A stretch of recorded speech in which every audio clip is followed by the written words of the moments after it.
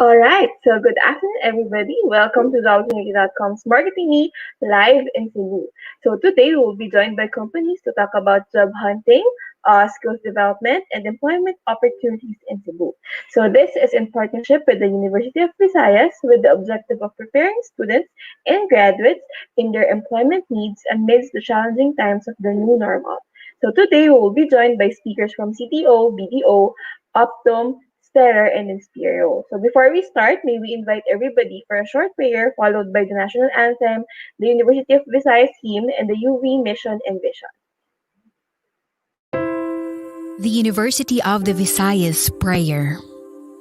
Lord, fill our hearts with your precious gifts. Let us overcome our weaknesses with your strength this very day, that we may fulfill all the duties of our state conscientiously, that we may do what is right and just. Let our charity be such as to offend no one and hurt no one's feelings, so generous as to pardon sincerely any wrong done to us. Lord, grant us the serenity to accept the things that we cannot change, courage to change the things that we can, and wisdom to know the difference.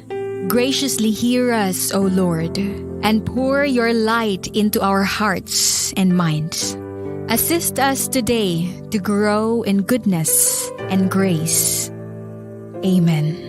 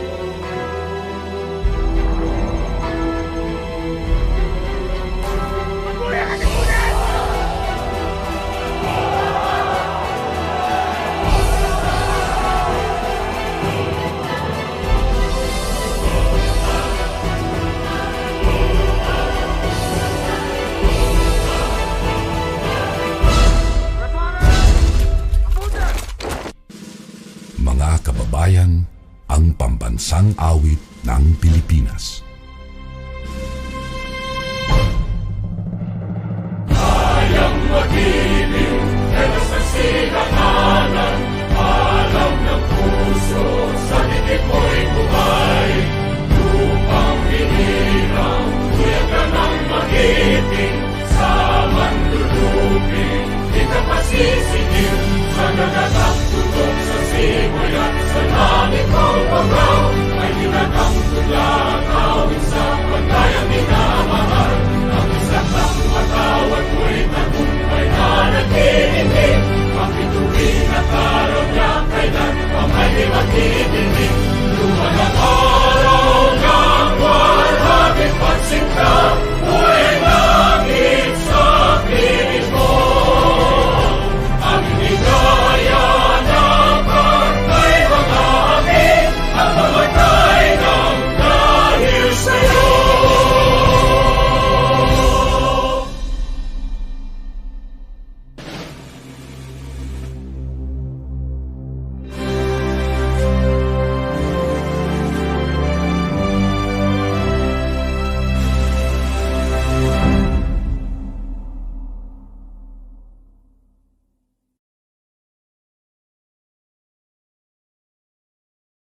Cognizant to the alma mater, flame of love that beams shining brighter, held we shout, we cheer forever, love and service all we uphold. It's the pride of dear Visayas, joyful hearts we sing together, seek the truth, the fountain of knowledge, long live alma mater dear.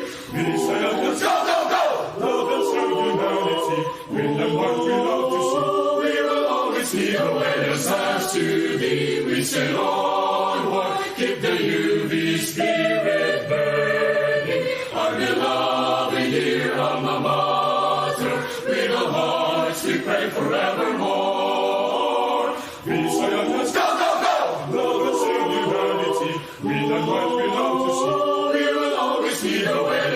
as to thee we say, onward, keep the UV spirit burning, our beloved dear alma mater, with all hearts we pray forevermore.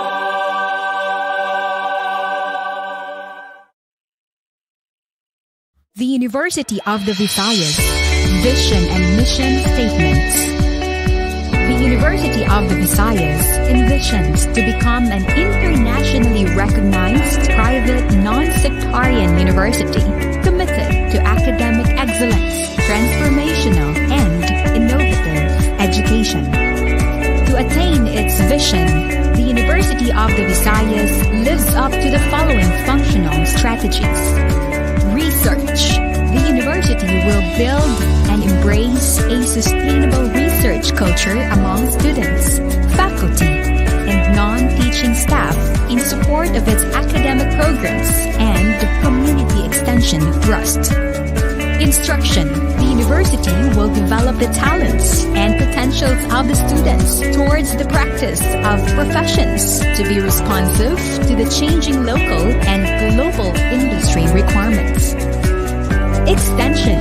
The university will capacitate a community guided by the University Extension Program and be a catalyst for social transformation. Values. The university will develop a community of God-centered, nationalistic, and globally competitive professionals with proactive values and attitudes. The University of the Visayas core values: lead and serve. L. Leadership. E.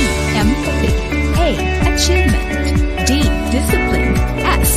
Service. E. Environmentalism. R. Respect. V. Virtuousness. E. Excellence.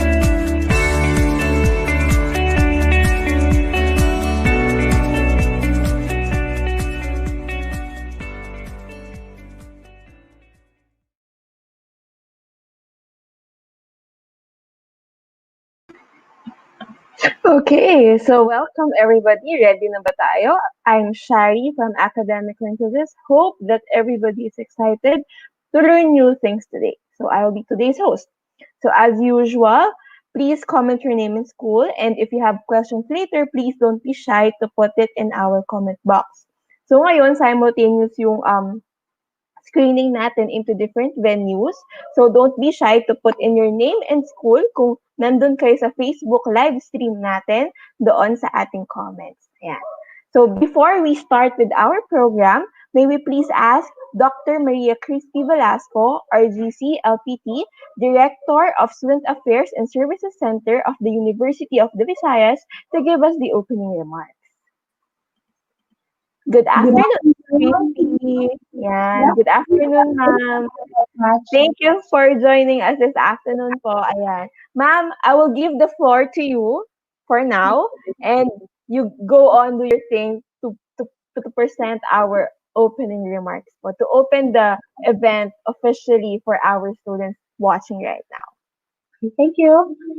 My respect to our Chief Executive Officer, Dr. Conrado Inigo Jr., to our Chief Finance and Administrative Officer, Dr. Rosemary Cruz Espanol, to our Chief Academic Officer, Dr. Ana Lucy Cabuenas, and of course, Jobs180.com committee, partner industries, participating universities, school heads, career placement officers, dear students, guidance advocates, ladies and gentlemen, good afternoon. We would like to inform everyone that the University of the Visayas is having its week-long career path activity, which is participated by the different private and public agencies. And with that, we would like to join everybody to participate and be with us, be with our students, and together we will explore on the wonderful opportunities our partner agencies are offering to us. On behalf of the University of the Visayas, allow me to express our gratitude to Jobs180.com, especially to Mr. Kim Chua for organizing this afternoon's webinar. and for all those participating schools who are with us. Our university has been taking part in the events of jobs180.com, and we can say with declared pride that the opportunity of holding this afternoon's webinar can also be considered as a recognition of UV's objectives and developments we have already started in partnership, of course, of jobs180.com. This opportunity has outstanding importance both on local and national level, for it highlights how you, our dear participants, be enlightened on how to soar high with confidence in the field of your own career. We are pleased that in spite of the constant changes COVID-19 pandemic has brought us in terms of structure and volume, and with a deepening mismatch between the supply of the national educational system and the demand of the labor market, we are able to cope. Because we have with us jobs180.com. We believe that several job options and opportunities are provided. However, there is a shortage in skilled workforce in some sectors, while more and more people obtain qualifications that the labor market does not require or leave the school system without professional qualification and inevitable in the school-based occupational education. And I believe that all these realities will be addressed somehow in this afternoon's webinar. Further, this could be realized through the adoption of coherent, comprehensive program which will transform students to become the best version of themselves. Through the intensive involvement of the private and public sector with the help of jobs180.com, will strengthen the quality of occupational education and will make it more attractive in the eye of the students and of those adults who are just before making their career choices.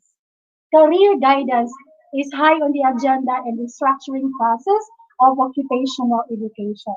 So in the long run, it says a challenging task for all of us to establish a globally unique national lifelong guidance system which on the basis of the cooperation of employment, education, culture, economic and social sectors is able to promote the success of every Filipino of every citizen in the fields of training and employment and the accessibility of an acceptable life quality. We consider this webinar through the effort of jobs180.com an important milestone, not only from a national level, but also from the aspect of international developments in career guidance as well. An important objective of the event is to assist and strengthen the dialogue between the representatives of those fields, the employment, education, and economic sectors, which have a distinctive role in career guidance. So with that, I would like to welcome everyone in this afternoon's webinar, of course, with the effort of jobs180.com. Thank you, ma'am and sir. I wish you good luck and fruitful cooperation for joint thinking, joint productive work in this week-long career path, career activity. Keep safe, everyone. God bless us all, and thank you for your attention. Thank you for that, Miss Christy. Keep safe din po sa lahat ng mga nasa Cebu. Ayan, ma'am. Alright. Ma'am, we are excited to start our activities this afternoon. So, thank you po again for UV for partnering with us for this event. So, thank you, ma'am. Have a great day. Have a great day. All right. So, guys, if you have not done yet, so please like and share this video, this live stream to your friends as well. If you are watching in other platforms, you can, and you have a question that's urgent, you can go to facebook.com/jobs180 and put in your question there, and then we will post it on the screen. Okay, mamaya, pag nag-Q&A na tayo with our speakers. Okay?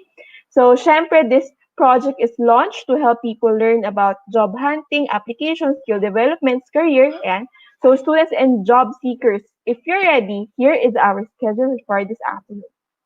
So first topic, we will be doing managing online applications. So this will be presented by Sir Kim Chua of jobs180.com. Motivation and productivity. This will be presented by Cognizant Technology Solutions. And last one will be a panel. We will be surrounding it. We will be asking the question: how do we cope with the challenges of the new normal? So we have panelists from CDO, BDO, Optum, Stellar, and Inspiro. So later they will also be discussing their opportunities, vacancies for the people in Cebu. Ayan. So let's start. So let's proceed to our first speaker. So Sir Kim Chua is the currently managing director of jobs180.com.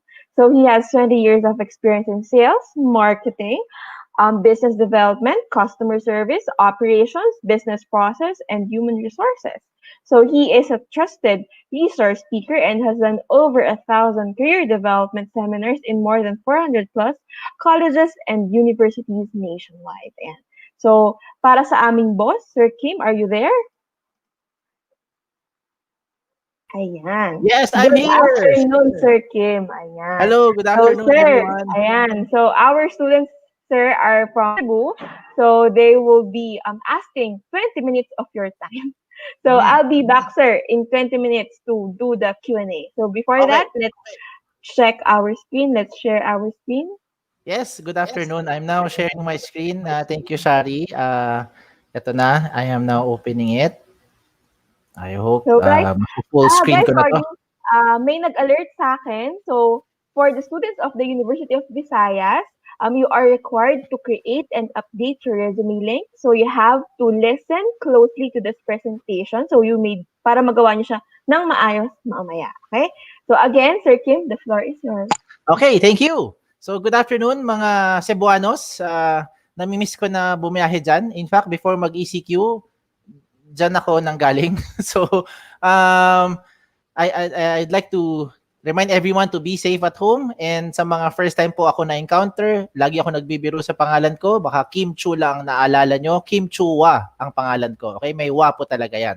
So for this afternoon, allow me to share to you something new, especially for those who are first timers to hear about this new type of platform, this online tool called the Resume Link.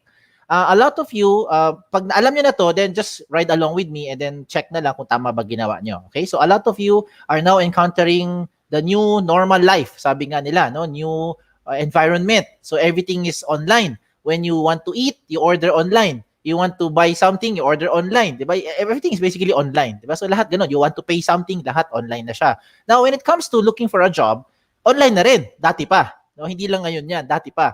But this time, there's a lot of platforms that's being presented to you. And what I wanted to show you is itong kakaibang platform na ito. This is the most secured resume kung tawagin. This is called the Resume Link.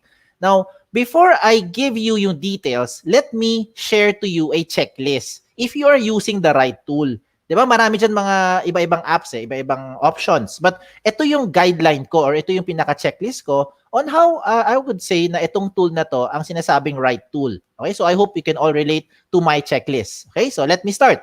The first question is, when you start to look for a job or when you basically look for a job, do you want to stand out? And I think your answer is yes. This tool will help you definitely to stand out among all the other applicants na kasabay nyo. Okay, next question. Do you have more than one file? Some of you might be keeping so many files. Meron kayong personal files, meron kayong academic files, meron kayong mga government files. Diba? Depende kung dami yung mga files. Iba-iba yan. So, ang recommend ko, you have to be able to put them all in one file. Isa na lang sana. Okay? And this tool can help you to do that. Okay? That's another checklist. Going to the next checklist. This is in terms of, when you apply, do you want the process to be more efficient? Ibig sabihin, gusto nyo ba mapabilis yung buhay sa pag-a-apply? O gusto nyo pinapatagal pa yung buhay nyo? Siguro naman gusto nyo mapabilis na yung buhay, di ba? So dahil dyan, itong tool na to, mapapabilis din ang buhay nyo. Okay? Another in the checklist. Yan, marami makaka-relate pagdating sa gastos. Di ba? This time, itong tool na to, walang gastos. Libre po itong tool. Okay? This is absolutely for free. So you don't have to spend for anything. I will show you as we go along. Okay? Ang dami ko ng checklist eh. Ito na lang ang pinaka-importante sa lahat. The last one. Do you want your information to be secured? I think yung sagot nyo ay yes. If the answer is yes, then this is now the tool. Okay? Ano itong tinatawag na resume link? The resume link, by definition, it's a personalized URL. It is a link that anyone can open online anytime. Okay? This is dubbed as the most secured resume. So I'll give an actual example. If your name, example lang your name is John Santos. Ang resume link mo pwede maging johnsantos.jobs180.com. Ganun lang kasimple. Yan na ang resume link mo or ang resume mo. So you're now thinking, paano ko gagawa niyan? Okay, simple lang po. Okay? Para sa mga taga-UV na nakikinig, ayan, at lahat ito, syempre, you start with step 1. You have to register. Wala tong bayad, libre po ito. Okay? Now, para sa mga taga-UV na nakikinig ngayon, ito po yung dedicated page para sa inyo. This is schools.jobs180.com/UV. You want to write it down, take a picture, or try to memorize it. Kayo bahala. Okay? You go to this link, and you can see the register button on the upper right-hand side portion. You click on it and we'll go as we go along. I'll show you pa. No? So yan ang pupuntahan nyo. Now, some of you naman who are listening right now or not from UV, just in case lang, you can go to the website of jobs180.com, www.jobs180.com, and then you click on register on the upper right-hand side portion. Look for your school. Hanapin mo lang kung ano school nyo, and then dun kayo mag-continue lang, okay, to register. Okay? Simple, di ba? So that's the first step. You have to register. Now, all the other information here, hindi ko na to iisa-isahin. Okay, maboboring lang kayo pag inisa-isa ko to. Because obvious naman, alam nyo naman ano ibig sabihin pag nilagay yung phone number, edi malamang phone number nyo. Pag nilagay dito address, malamang address nyo, hindi yung address ng pinsan nyo. Di ba? So, alam nyo na kung ano dapat ilagay dyan. Okay? I will just highlight a few things, yung mga dapat nyong siguraduhin na nagagawa nyo. Okay, yung para talagang mag-stand out kayo at para kompleto information nyo. These are the information I want to highlight. Okay, let me start with your unique name. When you create a resume link, you base it on your unique name. Ano nga bang unique name nyo? In short, pangalan mo. Yan lang ang unique name mo. Okay, kung ikaw si John Santos, edi malamang John Santos. Yan ang gawin nyo. Now, if ever lang may kapangalan kayo by the same name, example lang, may ibang tao na una sa inyo by the name of John Santos, what will happen? Lalabas po dun sa registration nyo, this name has already been taken. Okay? O, huwag kayong malungkot pag narinig nyo taken na. Pag nakita nyo taken na, lungkot na kaagad. Huwag malungkot. Okay lang. You can always move forward and try to be a little creative. You can try to reverse it. Baliktarin mo. Unahin mo muna apelyido mo. Pwede maging Santos John, o kaya pwede mo gawin initials. J. Santos, Santos J, JS, o di pwede kung ano gusto mong gawin. Basta importante, wala kayong kapareho kahit kayo ay may kapangalan. Okay? Malinaw. Paalala ko lang din, when you register for your resume link, wag kayong OA, meaning wag over creative, no? Wag na masyadong OA, wag kayo gumawa ng mga ganitong klaseng mga resume link. It doesn't look professional. Imagine, 'di ba? Even if you are sexy and hot, it doesn't sound professional pag nag-apply ka, sasabihin mo, I am sexy and hot.jobs180.com. 'Di ba? Imagine kung may HR nag-ask sa inyo, sasabihin, ano po ang resume mo? Sasabihin mo, Boss Pogi. .jobs180.com, di ba? O kaya El Diablo. Diba? It doesn't sound professional. So I recommend you just stick to your name. Whatever your name is, it will sound professional. Okay? So, as you register, isa pang paalala ko, importante gumamit ng email na nabubuksan ninyo. Ano yung mga email na yan? Kagaya ng Gmail, Yahoo, Rocketmail, MSN, depende kung anong email mo, Outlook, basta nabubuksan nyo. Huwag kang gagamit ng email, kagaya ng Jeffrey@facebook.com na email to register. Okay? O wag kang gagamit ng crisanta@facebook.com na email to register. In short, wag mong gamitin yung @facebook.com na email pag kayo ay nag-register. Because if you use @facebook.com na email, you will no longer be able to receive notifications being sent to you by the companies as well as jobs180.com. So dapat gamitin yung email na nabubuksan nyo. Okay? Ba't nyo kailangan buksan email nyo? Para matapos ka sa first step, kailangan mo i-verify yung account. So what you need to do is open your email, look for the verification link, click on that link. It is a proof na ikaw ang nag-register. Okay? So you are done with the first step. Simple lang. Ano yung first step? You register. Wala tong bayad. Okay? Let's go to the second step. Ang second step, ang pinaka-logical sa lahat. You have to complete all the information. Yes. Kailangan kumpleto. Diba? Meron ba sa inyo mag-a-apply ng trabaho, kulang-kulang detalye? Siguro naman sana hindi. Diba? Kasi pag ganun kayo, sayang lang oras nun, saka oras ng HR. So, dapat kumpletuhin ng detalye pag kayo ay nag-apply. Okay? So, how do you do that? Punta ka ulit dito sa link na ito. Kung ikaw ay taga-UV, try to memorize this, write this down, or try to screenshot. schools.jobs180.com/UV. Okay? So from here, you don't need to register again because you already have an account. What you need to do is just click on login para kayo ay pumasok na sa account ninyo. Okay? Now, if ever lang you are not from UV or if you are from UV, nakalimutan mo tong link na to, hindi mo nasulat, hindi mo naalala, you can also go to the website of jobs180.com. That's www.jobs180.com at doon ka ngayon mag-login. Okay? Pag login mo, you have to put your email or your resume link na kayo lang may alam and also your password. Definitely kayo lang may alam yan. Okay? Now, as you log in, what do? Some of you are now thinking, Sir, meron na po akong resume, ba't ko pa ito gagawin? O yan. Alam ko yung mga iniisip nyo ngayon. Okay? Para sa mga nakagawa na ng resume, sa Word file, doc file, or PDF file, or kung ano man yung file nyo, ang gagawin mo na lang, simple na lang ang buhay. You just have to transfer all the information here inside your resume link. Copy na lang lahat ng information mo, lahat ng details mo dito sa loob ng resume link para maging secured ang data nyo. Okay? Yes. Bakit secured? I'll tell you as we go along. Okay? So, ulitin ko lang, no? Sa mga hindi pa nakagawa, just fill in the blanks. Okay? Put all the information na kailangang ilagay. I want to emphasize on a few items here. Una sa lahat, yung contact details nyo. Lagay mo lahat ng posibleng paraan na pwede kang makontak ng isang HR. Hindi lang po ang email. Because oftentimes, when we email you, you don't open your email more often than you open your social media account. Diba? Pag tinawagan namin kayo, hindi nyo sinasagot. Kasi pag nakita nyo may nag-ring, hala, sino kaya ito? Hindi ko kilala. Ano nangyari? Hindi mo sasagutin. Takot kayo, baka scam yan or kung sino man. Or baka may humahabol sa inyo or what. Diba? So, ayaw nyo sagutin. Yan yung lagi ko pinapaalala sa mga estudyante or sa mga aplikante. Sagutin nyo pag hindi nyo kilala yung tumatawag. Diba? Tsaka nyo lang gawa ng paraan kung paano mo tataguan pag nakilala mo na yung tumatawag. Okay? So, put all the possible means for an HR to contact you. Not only your phone number, not only your email, but also your social media account para makapag-PM tayo. Mas mabilis mag-private message. Hi, are you available Friday, 3 p.m., so on and so forth. We can easily proceed to the next step. Okay? Next, ano pang lalagay nyo dito? Doon sa work options, mapapansin nyo on the screen, may mga 4 tayo dyan na work options. And these are work options you can choose to decide na lang which one ang gusto nyo. Halimbawa lang, work options nakalagay dyan, willing to work night shift, willing to relocate, looking for OJT, o kaya willing to work overseas. Ang gagawin mo na lang dito is just choose yes or no. Parang switch lang yan. Yes, no, switch. Depende kung ano gusto nyo. Okay? Ang gagawin ng system, ina-try niya kayo i-match sa mga possible companies na merong ganong profile na hinahanap sa mga candidate, sa mga aplikante. So it will make your life a little easier.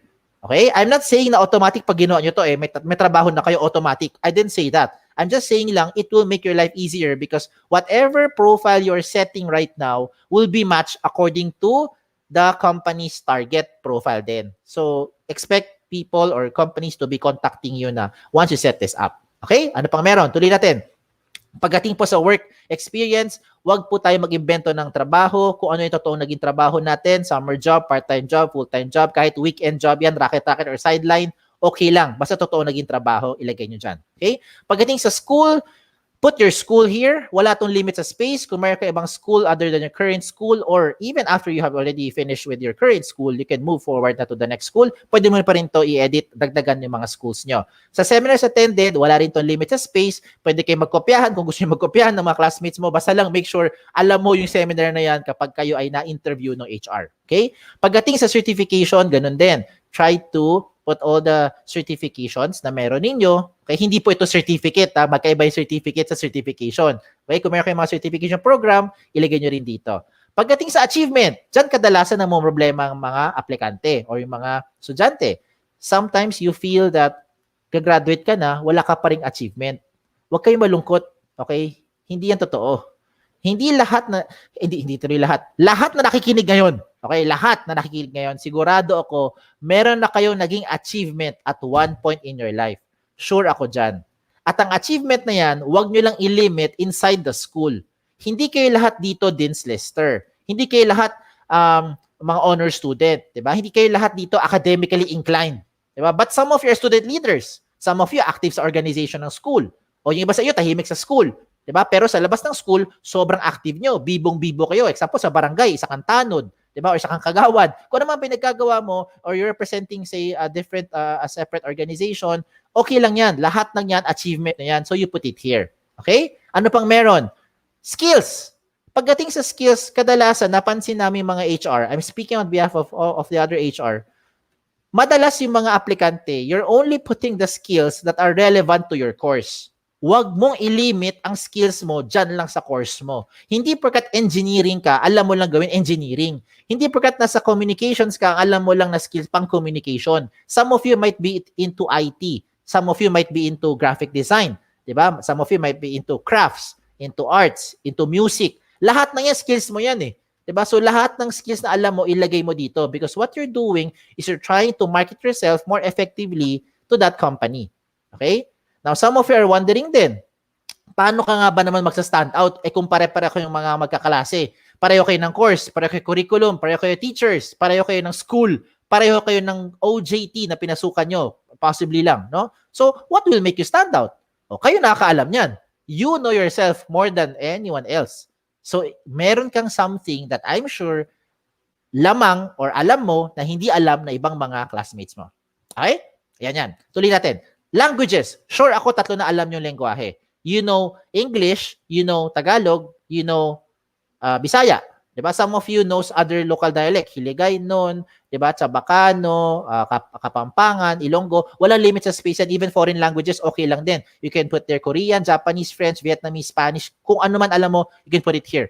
No limit. Okay? Pagdating sa references, dyan madalas ito yung nangyayari. Yung mga references nyo, kilala nyo. Sure ako. Ilalagay mo dyan sa mga references nyo yung mga taong kilala nyo. Yung mga prominent people, yung medyo sikat or kilala sa school nyo. Example, no? Probably your teacher, your dean, or maybe the president, the CEO of University of Visayas or of your school. Kilala nyo. Ang tanong, kayo ba kilala nila? Sana oo din, di ba? Kasi madalas pag tumatawag kami sa mga references nyo to do some background checking, most of the time, sasabihin nila, hindi namin kilala tong taong tinatanong nyo. Di ba? So, wag sanang ganun. Make sure na kilala rin nila kayo. So, advise them that you're making them as your reference para pag tinawagan namin sila, they know what to tell about you.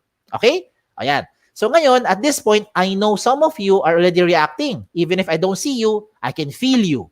Some of you are saying, Sir, alam ko na yan. Yan na lahat ng resume profile ko eh. Meron na nga ako niyan sa Word file, sa PDF, sa doc file ko. Diba? O di okay. Diba? Gagawin mo na lang, lipat mo na lang lahat dito sa loob ng resume link para maging secured. What I will show you next, itong mga susunod kong papakita, ito yung mga amazing na portion. Ito yung mga wala sa traditional na resumes na ginawa nyo. Okay? Ano itong mga to? Let me start with the portfolio section. What is the portfolio section? Ito yung section kung saan pwede ka mag-upload ng evidence ng skills nyo. Example, di ba? Graduate ka na later. Ano ebidensya na graduate ka na? Certificate, diploma, transcript. O, di ba? Halimbawa lang, nilagay mo dyan, di ba? Pwede ka pumunta sa ibang bansa. Ano ebidensya nun? Meron kang passport, meron kang visa. O, ano ebidensya na wala kang criminal record? NBI clearance. Ano pa? Police clearance. O, di ba? Or barangay clearance. Depende. Diba? So maraming evidence yan. Diba? Halimbawa, gusto mo mag-apply sa kumpanya na nagpapakotse, no? Or halimbawa, they will assign you to a different territory. So bibigyan ka nila ng papakotse. So ano ebidensya na muna ka mag-drive? Di malamang driver's license. Diba? Or at least, yan ang proof na pwede ka mag-drive. Diba? So marami pang iba dito. Ano ebidensya na wala kang sakit? Di medical clearance. Diba? So lahat ng yan, sa totoo lang, yan yung mga sinasabi kong minsan nagpapatagal sa process because when the HR will ask for those information, ano mangyayari? Ang daming back and forth, pabalik-balik, and you have to keep on sending them each and every time that they will be asking for it. Now, what I recommend is to just take a picture or scan them whenever you have those documents and put them all here sa loob ng portfolio section. Diba? Mas simple ang buhay. Mas mabilis. Instead of pabalik-balik pa isa-isa, ito, isang padalahan na lang, nandiyan na lahat. Ayos? O, diba? O, yan. Hindi lang document pwede mo ilagay. Some of you are now thinking, Sir, kung lahat kami meron NBI clearance, lahat kami may government IDs, lahat naman kami pare-parehong graduate ng school na to, how will we stand out? Ito, recommend ko sa inyo. Kunin nyo mga smartphones nyo. Ito ang trending right now. This is one of the trending things that's happening. A lot of applicants are creating what we call is a selfie video. Yes. It's a 30-second to 1-minute selfie video. You get your smartphone, record the selfie video, you say something interesting about yourself. Pag hindi mo type, ano gagawin? Delete. Malamang, delete mo, hindi mo type eh. Pag type mo, ano gagawin mo? Save. Diba? Save the video, then upload it sa YouTube or sa Vimeo. Maraming mga video channel na libre right now. You can convert that video just by going to Google, type mo lang sa Yahoo, search for it, no? Mga libreng converter ng video. Then when you're done with that conversion, put that link here sa loob ng resume link nyo, sa portfolio section. Diba? You can answer basic questions. Ano yung mga basic questions tinatanong ng HR? O sige, subukan natin, fill in the blanks. O, kahit di ko kayo narinig, sagutin nyo to. Ano yung mga common questions? Una sa lahat, tell me something about yourself. O, tama. Pangalawang tanong, ano yung mga tanong ng mga HR kadalasan? Why should we hire you? O, di ba? Yan yung mga common questions. So, wag mo nang antayin yung tawag na yon para lang tanungin sa'yo ng HR, hello, tell me something about yourself. Wag na ganon. Gawin mo na, kunin mo na, mag-proactive ka na. Di ba? Kunin mo na yung phone mo, i-record mo na sarili mo by saying something about yourself or by basically, sharing more details about you. You know why? I'll tell you something. Hindi to secret. This is an open secret. A lot of HR, they will contact the applicant not because they want to chit-chat with you. Hindi naman dahil para wala silang makausap, tatawagan kanila. They'll call you because they wanted to evaluate your communication skills. And what better way to do it is for you to be more proactive by creating that selfie video. May kita nila kaagad kung ay okay pa itong kausap, marunong pala itong ma-express sa sarili niya. Diba? You don't need to say it in English naman the whole time. No, I really leave it up to you kung ano saan ka lengguwahe mas komportable. But I recommend, of course, you create you say something in English. Diba? Kasi most of the time, yan yung ini-evaluate sa atin. Pero hindi ko sinabing English video ito. So you can create other videos depending on how you are more comfortable using yung dialect or language natin. Diba? Ano pang meron dito? Hindi lang yan ang nagagawa ng HR naging efficient. Efficient din kasi they get to see how you present yourself in front of a person or in this case, in front of a camera. Diba? Doon nila makita, okay to, pwede to, okay. Diba? So, ano mangyari next? After they see everything, pasado ka na, they'll call you not to ask you, tell me something about yourself. They'll call you because they wanted to invite you na to the next step, whether it's a job offer or probably the next step to be part of their organization. O, diba? Mas mabilis ang proseso. Okay? Tuloy pa natin. Profile picture. Sa profile picture, hindi kailangan sobrang formal na formal. Hindi mo kailangan gumastos para pumunta sa studio, para magpa-studio pic. Hindi kailangan. Importante dito, plain background, tapos maayos yung damit natin. No? Sa mga lalaki, may collar, okay na yan. No? Good to go. Ang importante po, tumingin kayo sa camera. Huwag kayong gumawa ng mga profile picture kagaya ng mga pinapakita ko sa right side ng screen nyo. Okay, yung mga ganyang klaseng picture, yan, hindi yan mukhang professional. Okay, so I'm just showing you the good and the not so good examples para you're guided. Okay? Ano pang maganda sa resume link? Meron tayo tinatawag na cover photo. Tama, cover photo. A picture paints 1,000 words. Yan exactly ang gusto kong sabihin dyan. Hindi lahat ng taong nakikinig ngayon ay gifted with writing skills. Sometimes or oftentimes, marami sa atin nakikinig ngayon are guilty with this. Hindi tayo expressive, no, sa words. Hindi mo mailagay sa words yung thoughts and feelings mo. Why? Hindi tayo natural na ganun. Diba? Pero pag sa picture, ang galing. Pag nakita mo yung picture, alam mo kahit anong gusto niya sabihin, anong mensahe niya dun sa tumitingin. Look at my examples. Look at the screen. The one on the left, alam mo kagad that person is an optometrist or an ophthalmologist. Or maybe you just simply say an eye expert. O, di ba?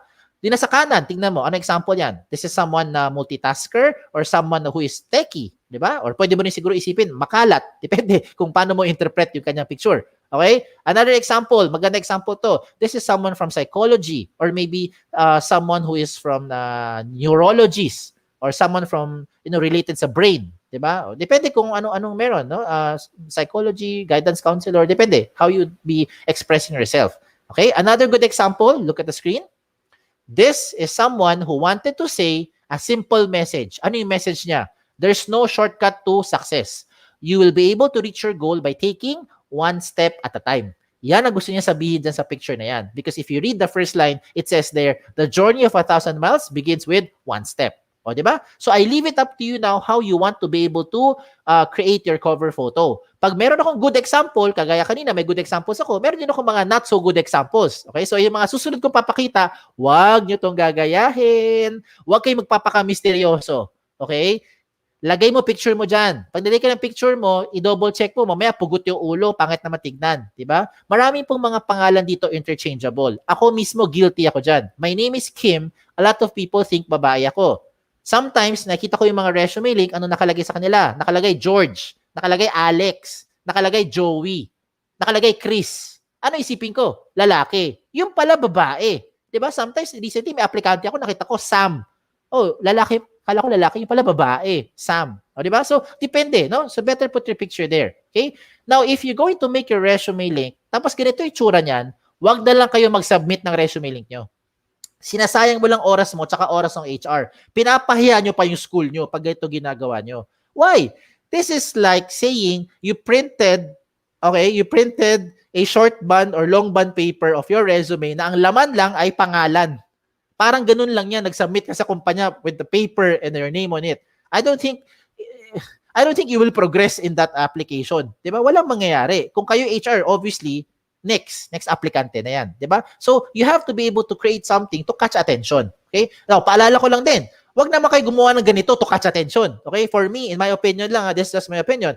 This cover photo doesn't look professional because it looks like as if parang easy ano siya, happy go lucky, 'di ba? Parang easy lang to, chill lang, 'di ba? Parang ganoon, parang nag-emo sa buhay. That's for me, my opinion lang naman po for this example. So I'm just showing you the good examples and the not so good examples para you're guided. Okay? Now, this is a very good example as I've shown you earlier. Si ophthalmologist or yung eye expert natin na example, kompleto lahat ng detalye niya eh. Everything is there.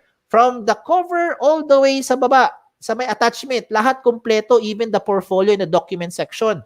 So, kung ikaw yung HR at gusto mo malaman kung itong aplikante na to, ano bang mga grades yung matataas sa kanya, ano checkin mo? Transcript. If you want to know kung may mabagsak siyang grades, ano titignan mo? Transcript din. Wala kang lusot sa transcript because everything is there. Diba? If you want to see kung itong taong to, marunong ba talaga to tumingin ng mata or eye expert nga ba talaga to, ayan, nilagay niya yung kanyang mga OJT, ng mga hands-on experience niya. Diba? If there's also other things that you can show. And this is the reason why I'm telling you, and I'm really recommending you, I'm speaking as an HR, okay? I also understand as a part of the applicant, gusto ko rin mabilis yung buhay ko pa nag-a-apply ako, yung hindi na patagal-tagal pabalik-balik sa HR. Gusto ko pa nag-submit ako, dalawa lang yan eh, pasado ako, bagsak.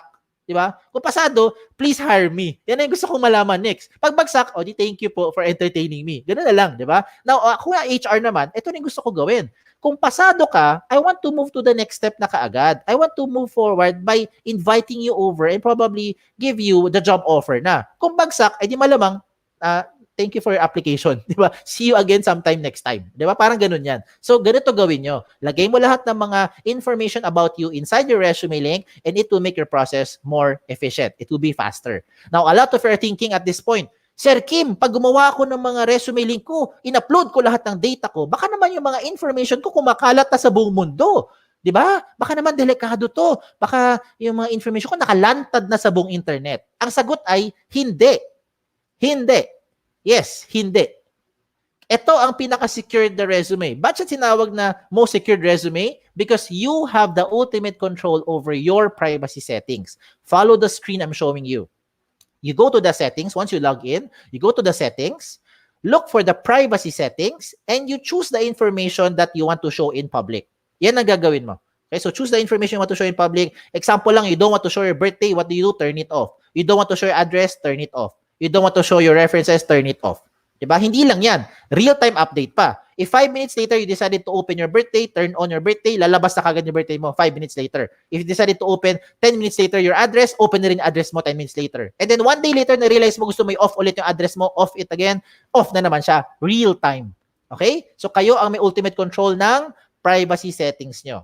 That's why we consider this as the most secured resume. So reminder lang sa mga kaka-join po, make sure that the profiles that you create is interesting and attractive to the HR. It should catch the attention of the HR. All the information should be updated para alam ng HR kung ano yung mga pwede kayo, lalo na yung phone number nyo para alam nila kagad kung paano kayo hahanapin or hahagilapin. Okay? So we're done with the 2 steps. Let's go to the last step na lang.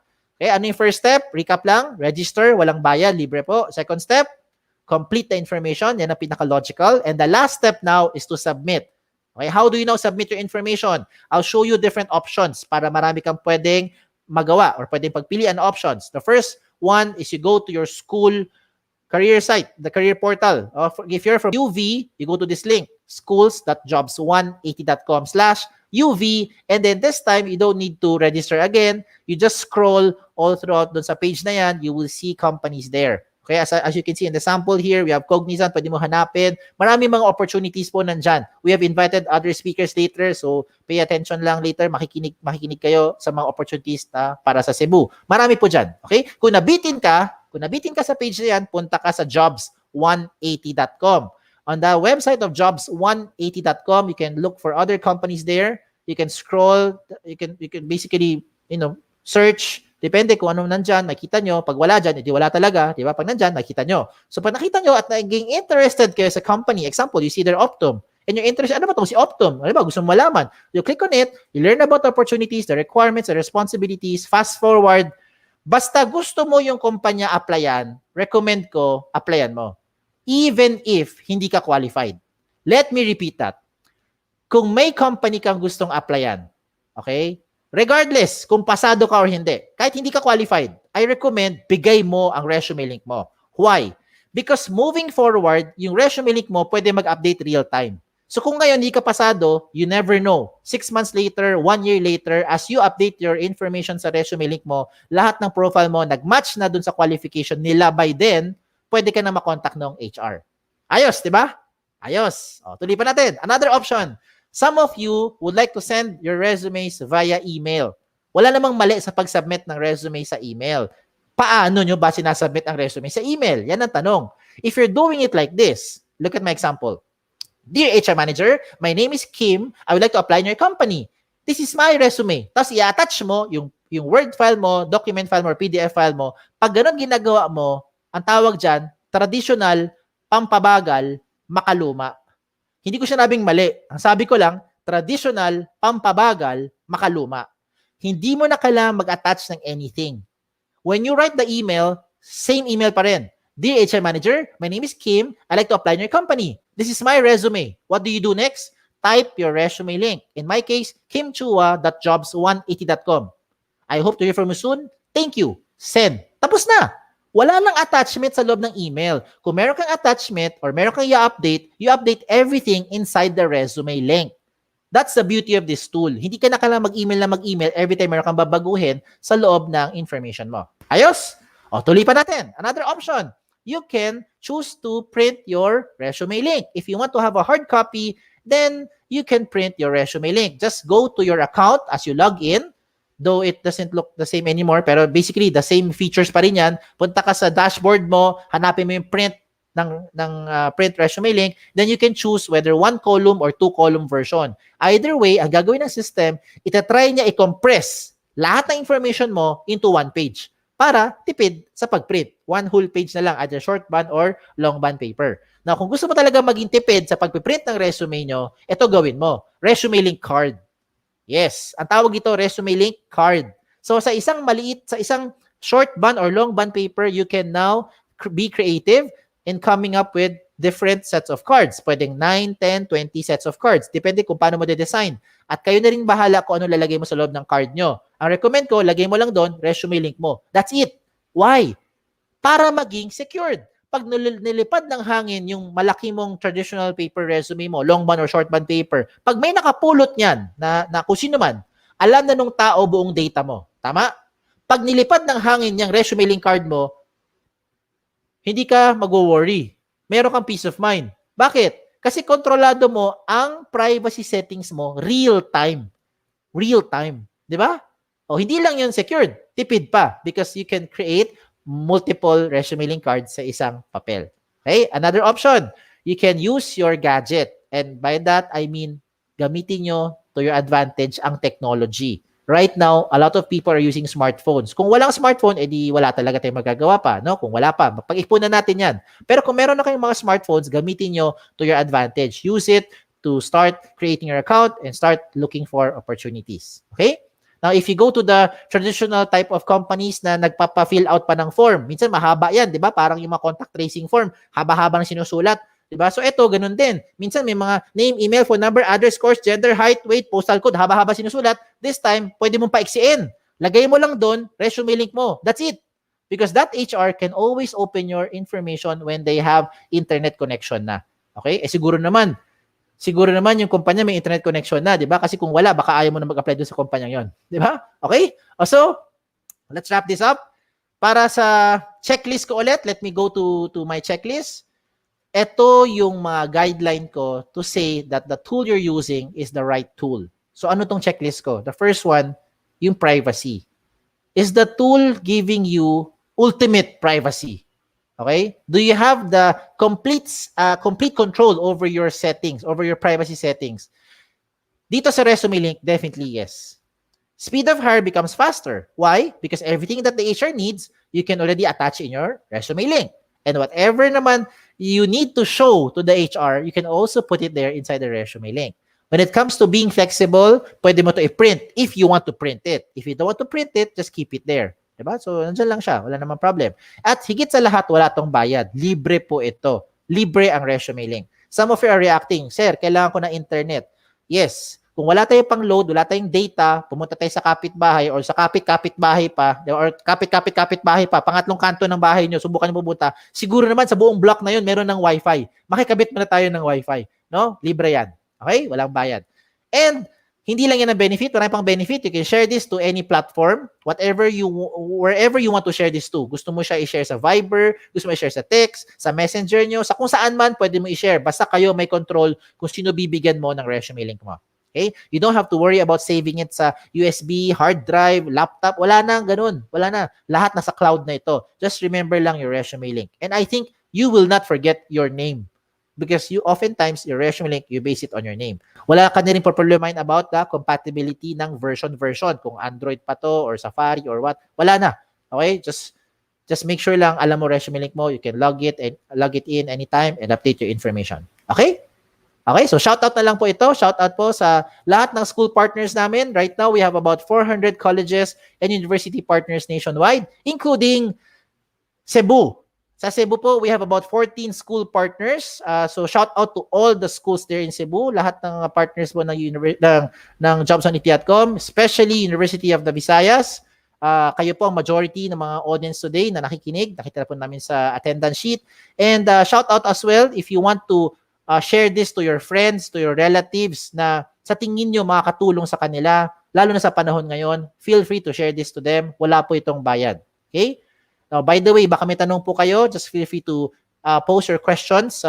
Kung nasa Facebook kayo, put it sa comment section. Kung nandun kayo nakikinig sa MS Teams, hindi ko alam, try to message it, okay? And later on, our host will be able to read the questions. Now, I want to answer lang yung mga common questions. Ito po yung fina-flash ko sa screen right now. These are the frequently asked questions by the audience. The first question, madalas ang tanong sa akin Sir, can I use the resume link even if the company does not know about jobs180.com? The answer is yes. Absolutely yes. Basta alam nila ang eksaktong resume link mo. Paano nila malalaman yon? Kayo magbibigay nun. Walang ibang may alam yan. Kayo lang may alam. So you have to give it to them. Okay?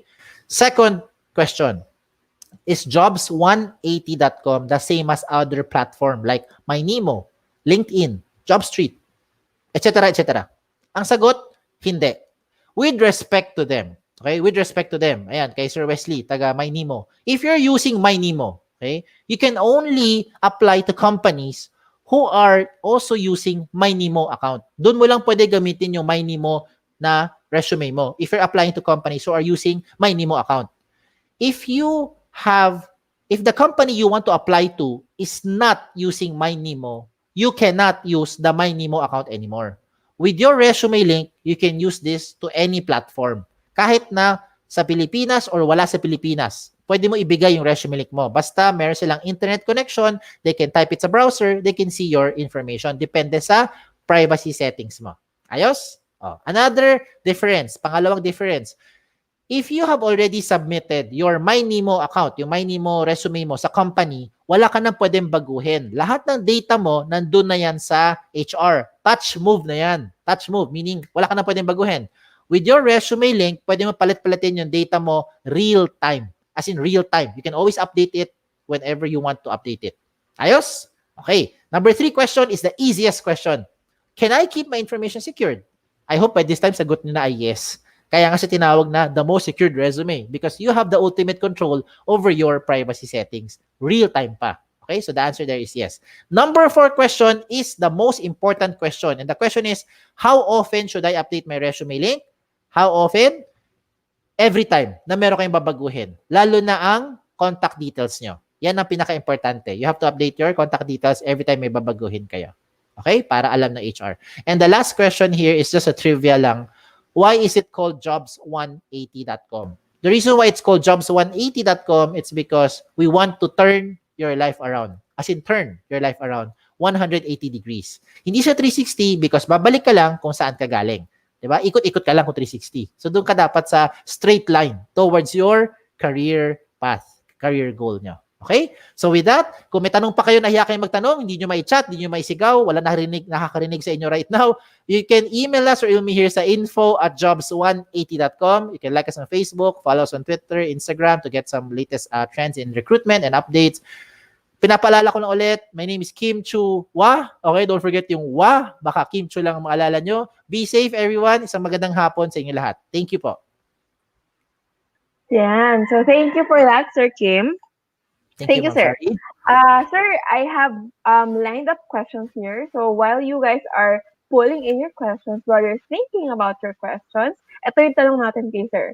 Sir, gaano po kabilis ang turnaround for once you submitted your application po using the resume link? Okay. Thank you for that question. Whoever asked that question, ganito rin kabilis yung sagot, 'di ba? Parang kung depende po 'yan sa company. Yan ang masasabi ko. Because we can only do so much. We provided you the app, we provided you this channel to make sure that we put everything there, kinumpleto mo lahat ng detalye mo, sinubmit mo doon sa company, depende na po yan sa company. If the company will process immediately, like as in the moment they receive it, sagot ka agad, action ka agad, then happy tayo, di ba?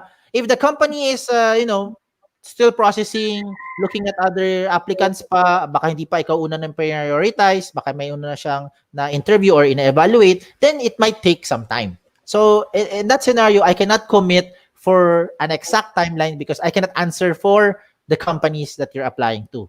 Okay? But what I can answer lang is the tool. The tool definitely gives you the efficiency that both would need, both applicant and the HR.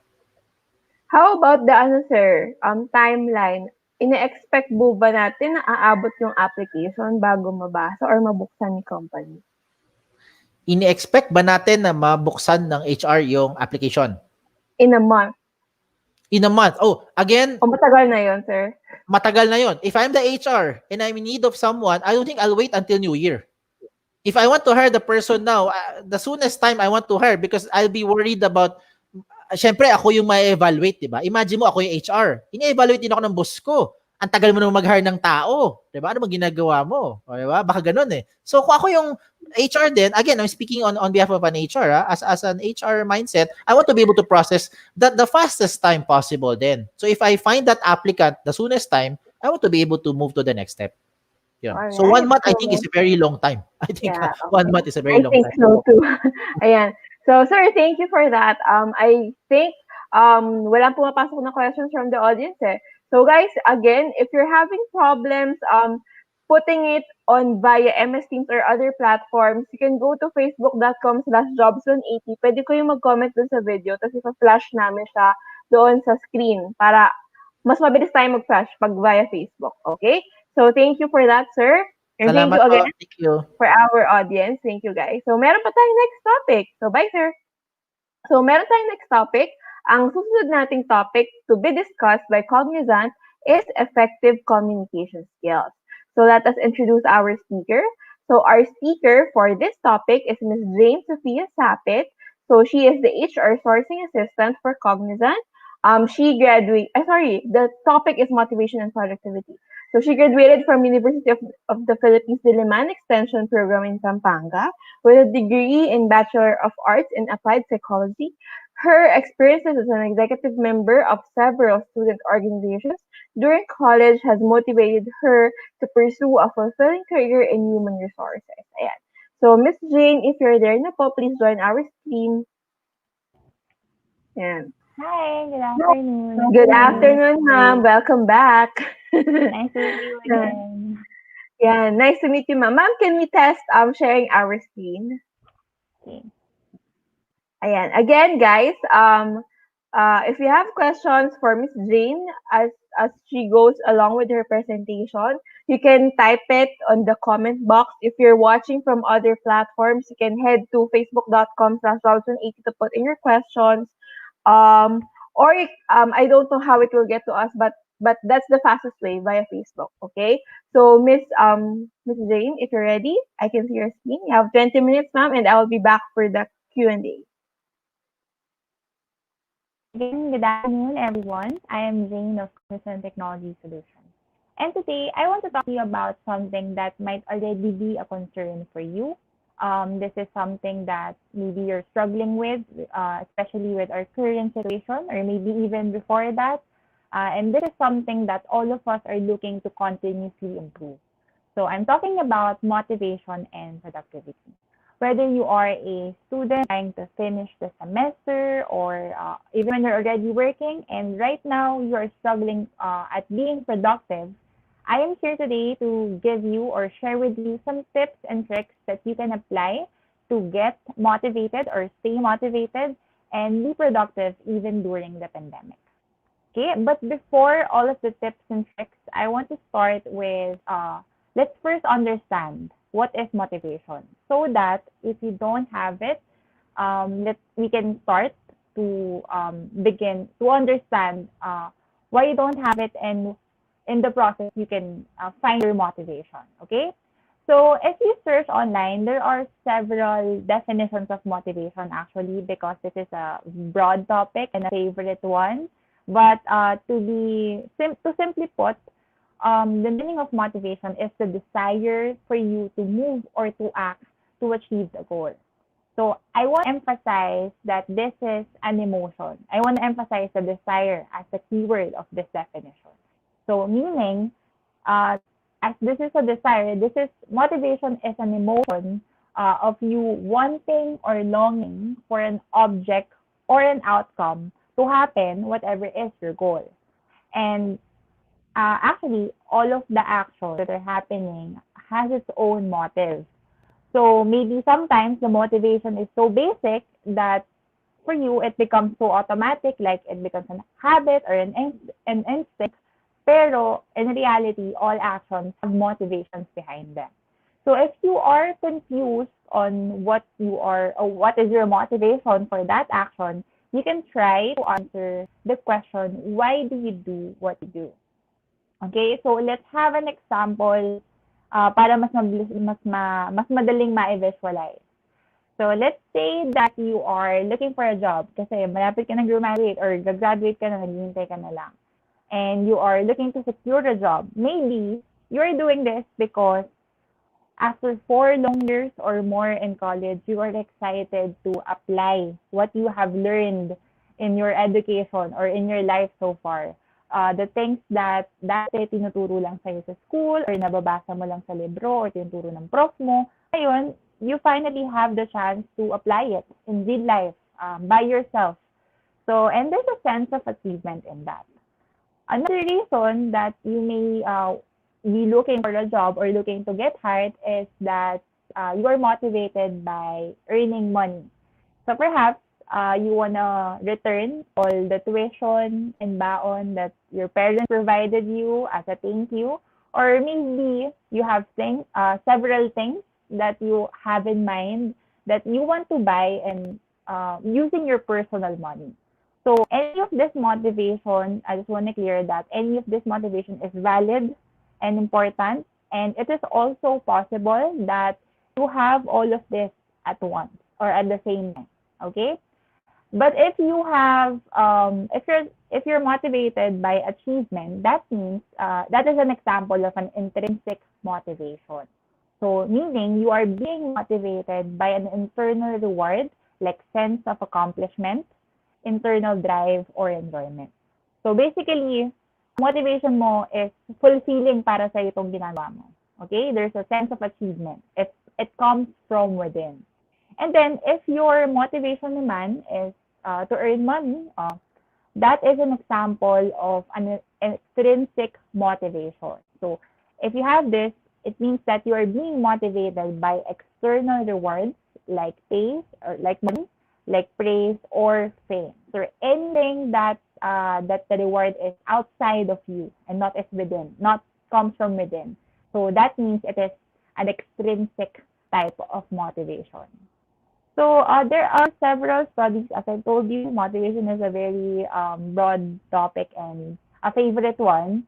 So there are several studies about motivation, and they say that researchers say that intrinsic motivation usually is more helpful, especially in the long term. Kasi nga, if you're doing something and this is fulfilling for you, mas madali yung trabaho, mas okay yung quality, and in the long run, mas may increase yung chance mo para mag-succeed. But I wanna argue that actually any of these reasons is valid and important because there are other factors that play in your performance. So if you're motivated by money, that's okay. If you're motivated by something external and it's not what you're doing right now, it's not really comes from intrinsic or from within, that's okay because it depends on the intensity and other factors. Okay? But discussing this, I hope that by now you have an idea ano ba yung nagmo-motivate sa'yo. Okay. And again, my tip if you want to know about your motivation is to answer the question, why do you do what you do? You know your why, know your motivation. Okay. So, maybe right now, Miss Jane, I'm just gonna pretend that we're talking even though we're not together. Miss Jane, what if I cannot tell if it's extrinsic or intrinsic or I don't care. Wala akong motivation, so I cannot categorize kung anong type ito. So let's fix that. Madalas, when people feel like that they lack motivation or that they're feeling lazy, it's because that they don't know what they want. Or perhaps it's not clear, so it doesn't feel real and they can't really act on it. Other times, maybe you have a goal in mind, but it is too big. So it becomes overwhelming for you. So nag-freeze ka, parang nag-freeze ka sa hindi ka makapag-act towards that goal. So if this is what you're feeling, my advice is for you to take some time to really know what you want and be clear about it. So I want to share the SMART criteria, although I think you have already encountered this during the college education. The SMART criteria stands for specific, measurable, achievable, realistic, or for some versions, relevant, and also timely.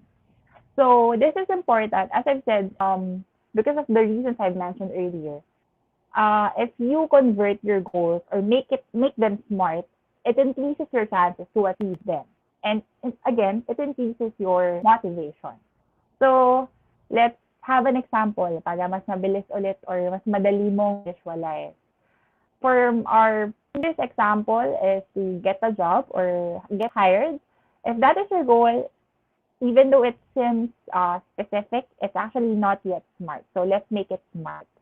If you want to get a job, diba, first thing is you have to make it specific.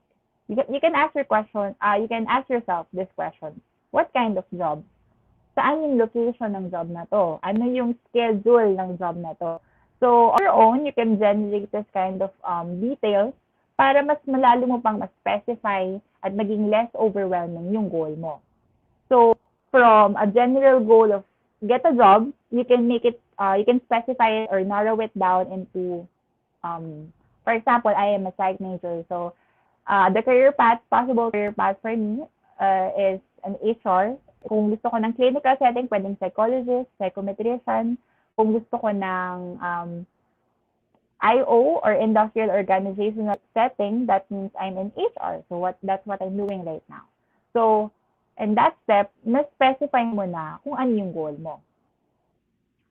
Again, just to be clear, if you're a psych grad, what you can do is to specify your goal, make it be hired as a HR assistant. Yeah. So specify enough na siya. Specific enough na siya. And the next category is, or criteria is measurable. So you can say that your goal is measurable if there are factors that indicate that you are achieving or you're advancing in this goal. So for example, in this example that we're using right now, what you can do is to measure the number of applications that you are submitting or the number of interviews that you have scheduled, and more importantly, the number of job offers that you have. So these are the different factors that you can use to measure if you are succeeding in your goals. So Okay, we have narrowed it down to specific. We made it measurable. Now it's time to check if the goal is achievable. So when we're saying that when we want the goal to be achievable, as the goal setter, kailangan tignan mo kung pasok yung mga qualifications mo dun sa requirements ng job na na ina-applyan mo.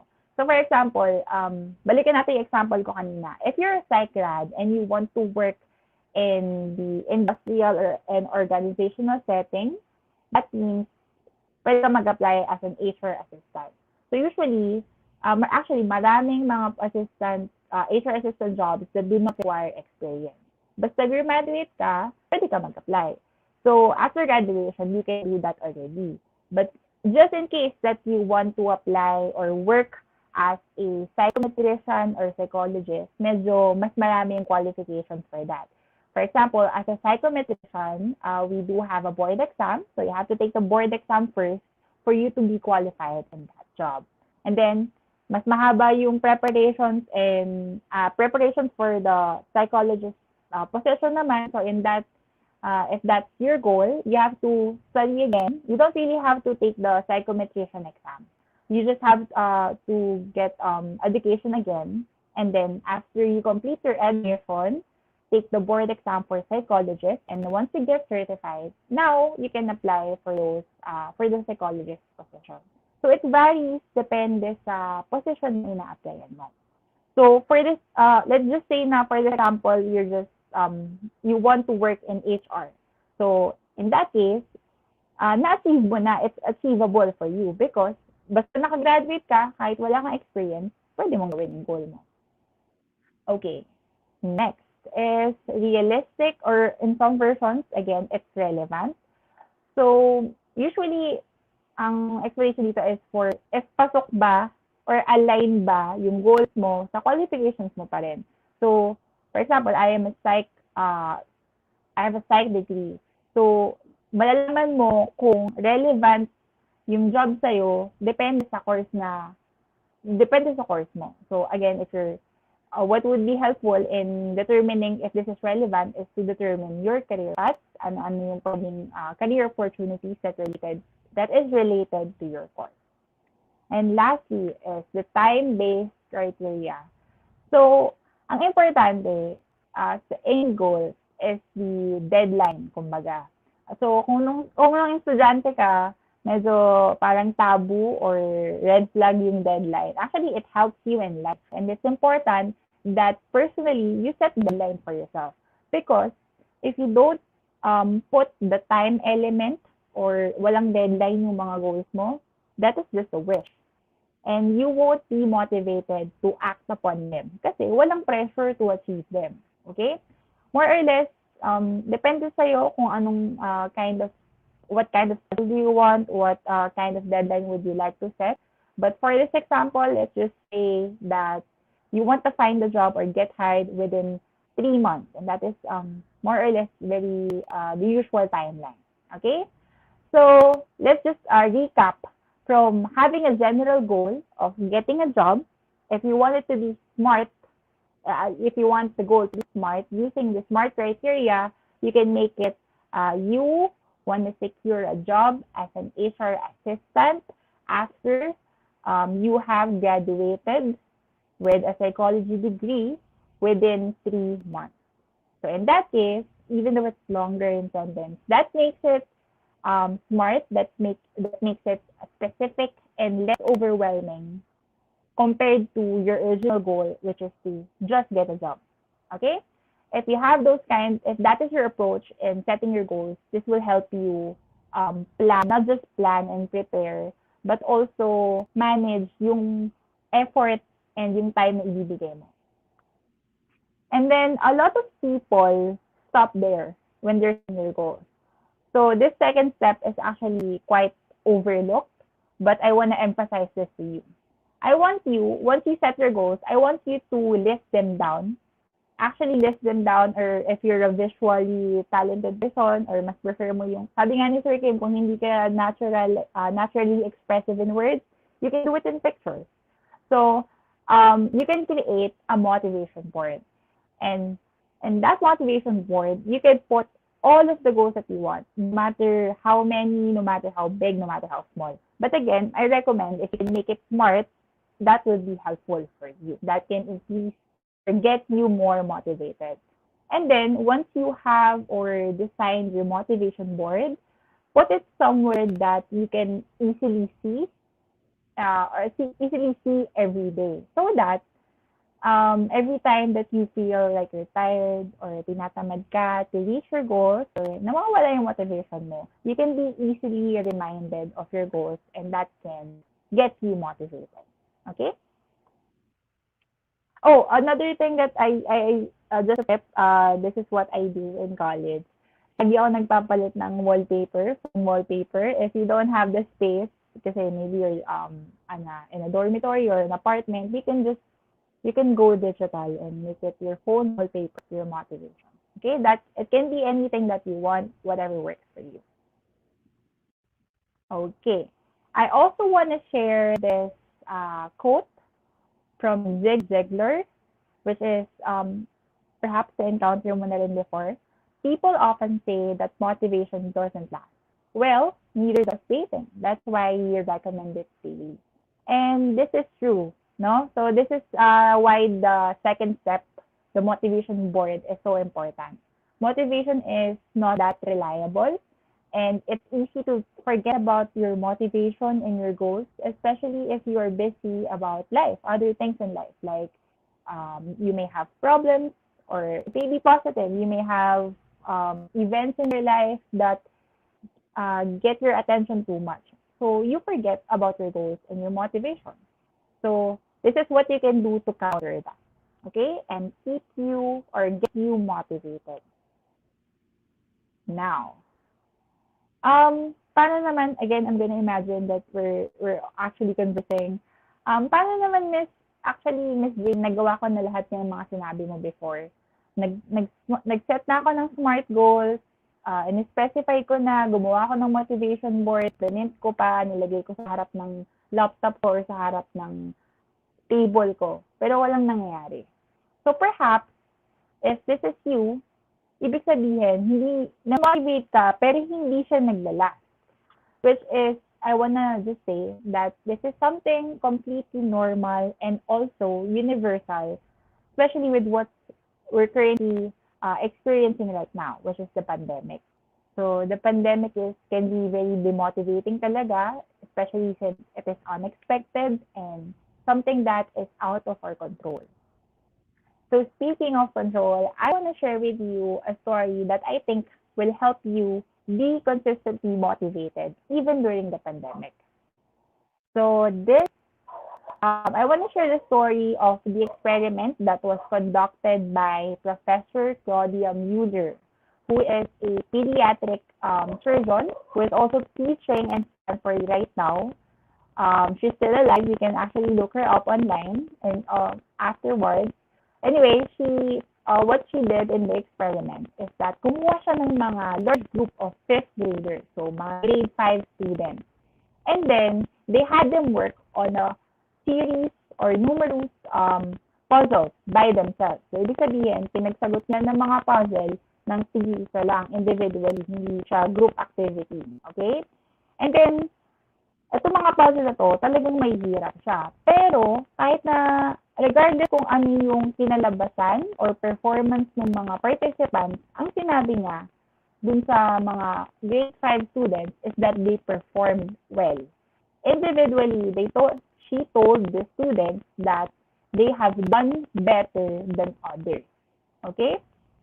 And then, half of the students, okay, I forgot to click.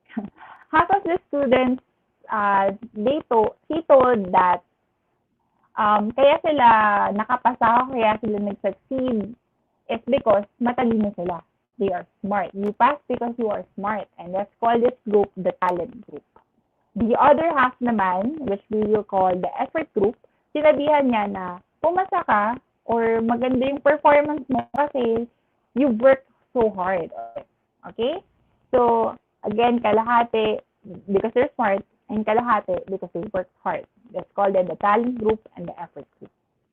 Now, after telling this to the kids or the students, nagpa-puzzle ulit si Professor Claudia. Another three puzzles. So, itong tatlong puzzle na to, merong easy, merong medium difficulty, merong extremely challenging. And what they find in this experiment is very interesting. The talent group, ito yung mga kids na sinabihan na maganda yung performance dahil matalino sila, they spent most of their time working on the easy puzzle. And they almost spend no time to work on the difficult puzzle. On top of that, nung tapos na yung experiment, tinanong sila kung na-enjoy ba nila yung activity, and they said that they didn't have any fun at all. Now, the opposite happened to the effort group. Dun sa effort group, again, these are the kids na sinabihan na kaya maganda yung performance mo kasi nag-work hard ka kasi dahil sa extra effort na in-exert mo. So, ang nangyari sa effort group is that yung time, most of their time, they spent, instead of the easy ones sa talent group, they spent it on the difficult ones, yung pinakamahirap na puzzle. And then overall, if you will compare the time that they spent solving the puzzles, they have spent more time compared to the talent group. Lastly, when they were asked after the activity if they enjoyed it, they said that they had fun. And what can we learn from this? I want to introduce to you the concept of locus of control, which is the degree to which you believe you have control over your life. So, go back to the result of the experiment. The kids who are part of the talent group, they were led to believe an external locus of control, which means that the reasons or the factors that they were successful is something outside of them that they cannot control. Again, they were told that they were smart. And as you know, you cannot control whether you will be born smart or not, right? And then for the kids that are part of the effort group, they were led to believe naman in internal locus of control.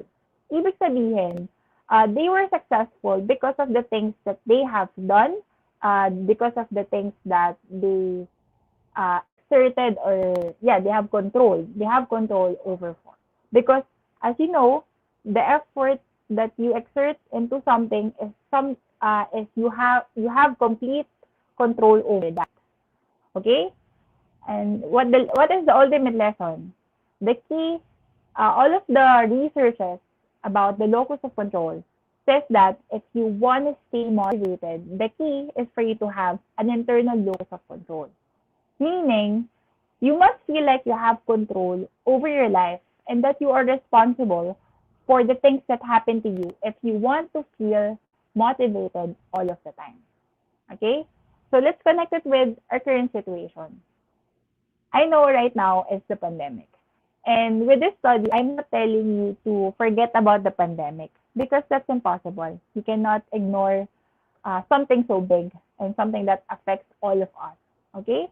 What I'm trying to say instead is if you want to be motivated, you have to focus on the things that you have control over. So for the pandemic, okay, accept that the pandemic is happening, a lot of things will be affected, and identify those things so that you can adjust your goals accordingly. But after that, if you want to move forward, you have to keep your focus on the things that you can control. Ibig sabihin, take the responsibility of your life and realize that the things that you do will affect how you succeed and how you achieve your goal. Okay? So far we have discussed or understood what motivation is. And if you have been listening to me intently then this time, I hope na by now alam mo na kung ano yung motivation mo, or if wala pa, saan mo ba kukunin ang motivation mo, and a strategy that you can help maintain your motivation consistently even during this time. So let's now move on to being productive. Okay. So this afternoon, I only not want to be practical with you. I also want to be honest with you. The truth is, motivation is not everything that you need. to be productive or successful. Meaning, it's good that you are productive. I mean, it's good that you are motivated, but just because you're motivated, that doesn't ensure that you will succeed or in achieving your goals. There are a lot of other factors pa. So maybe you're wondering, I'm just gonna imagine again, maybe you're wondering, then why did we bother to discuss all of that? Okay, so that's not a waste. Don't worry. Being motivated is still very important because the relationship of motivation and productivity is that it is hard to be productive when you are not motivated. But again, I want to be honest with you. Even though it is hard, it is possible. So, perhaps na-experience mo na to even before. As a student, lalo na as a student, we know these things called deadlines. Okay? So, may mga bagay na kailangan mo ma-achieve or kailangan mong i-submit. May mga goals na kailangan mabigay at mangyari kahit na hindi ka motivated. So, perhaps ginagawa mo na to during estudyante ka pa lang or even ngayon kung may nakikinig na nagtatrabaho na, may mga bagay na ginagawa ka at naging productive ka kahit na hindi ka motivated. And that is all possible because of this other thing called willpower, which is when you force yourself to take action. So I will explain how this works. So this works, but not necessarily better, but it would be great if you can combine motivation and willpower. But willpower works because if you wait for the moment that you are 100% ready or that you are 100% motivated to do things, hindi ka talaga aabot sa deadline. That's why you can rely on willpower instead. Ang dapat mong gawin to practice your willpower is even if ayaw mo talagang gawin yung gagawin mo, yung kailangan gawin, yung requirement, what you can do is to force yourself to do it. Or if that is overwhelming for you, what you can choose is to just start it. Okay? That makes it less scary and less overwhelming. Just get started. Let's put this into an example. Perhaps you have an essay that you need to submit. So, syempre, depende sa tao, it can take minutes or hours for you to do that. Depende sa length ng essay, depende sa content.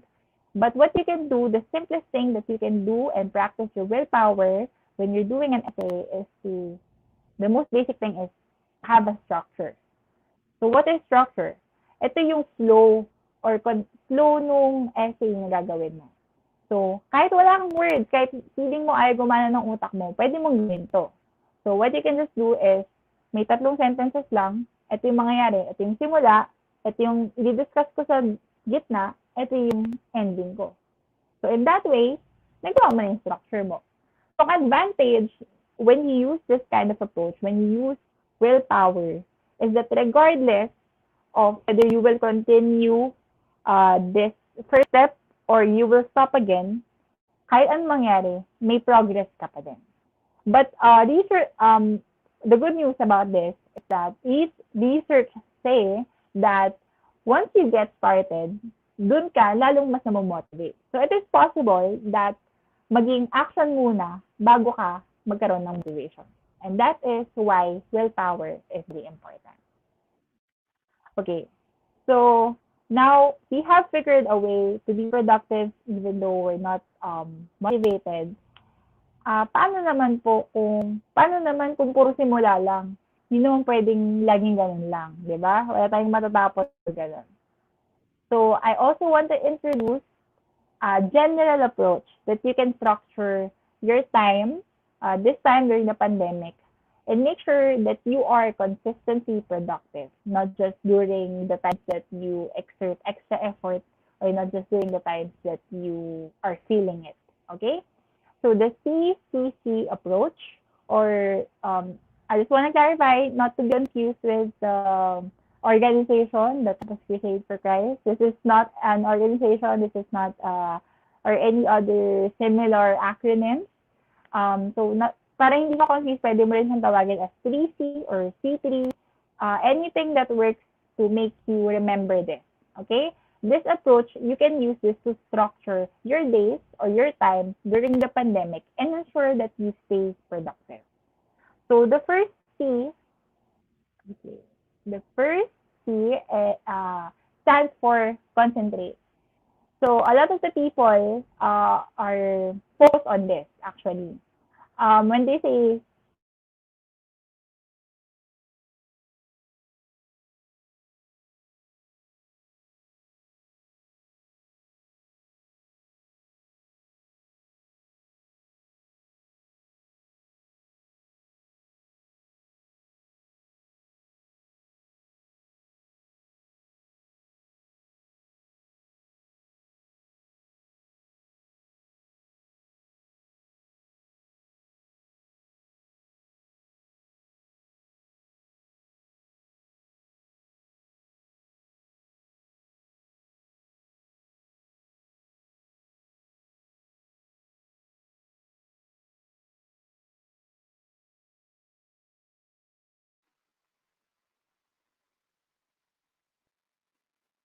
Hi, Miss Jane.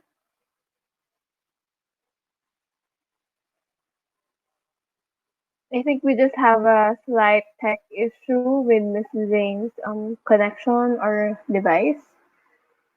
Miss Jane?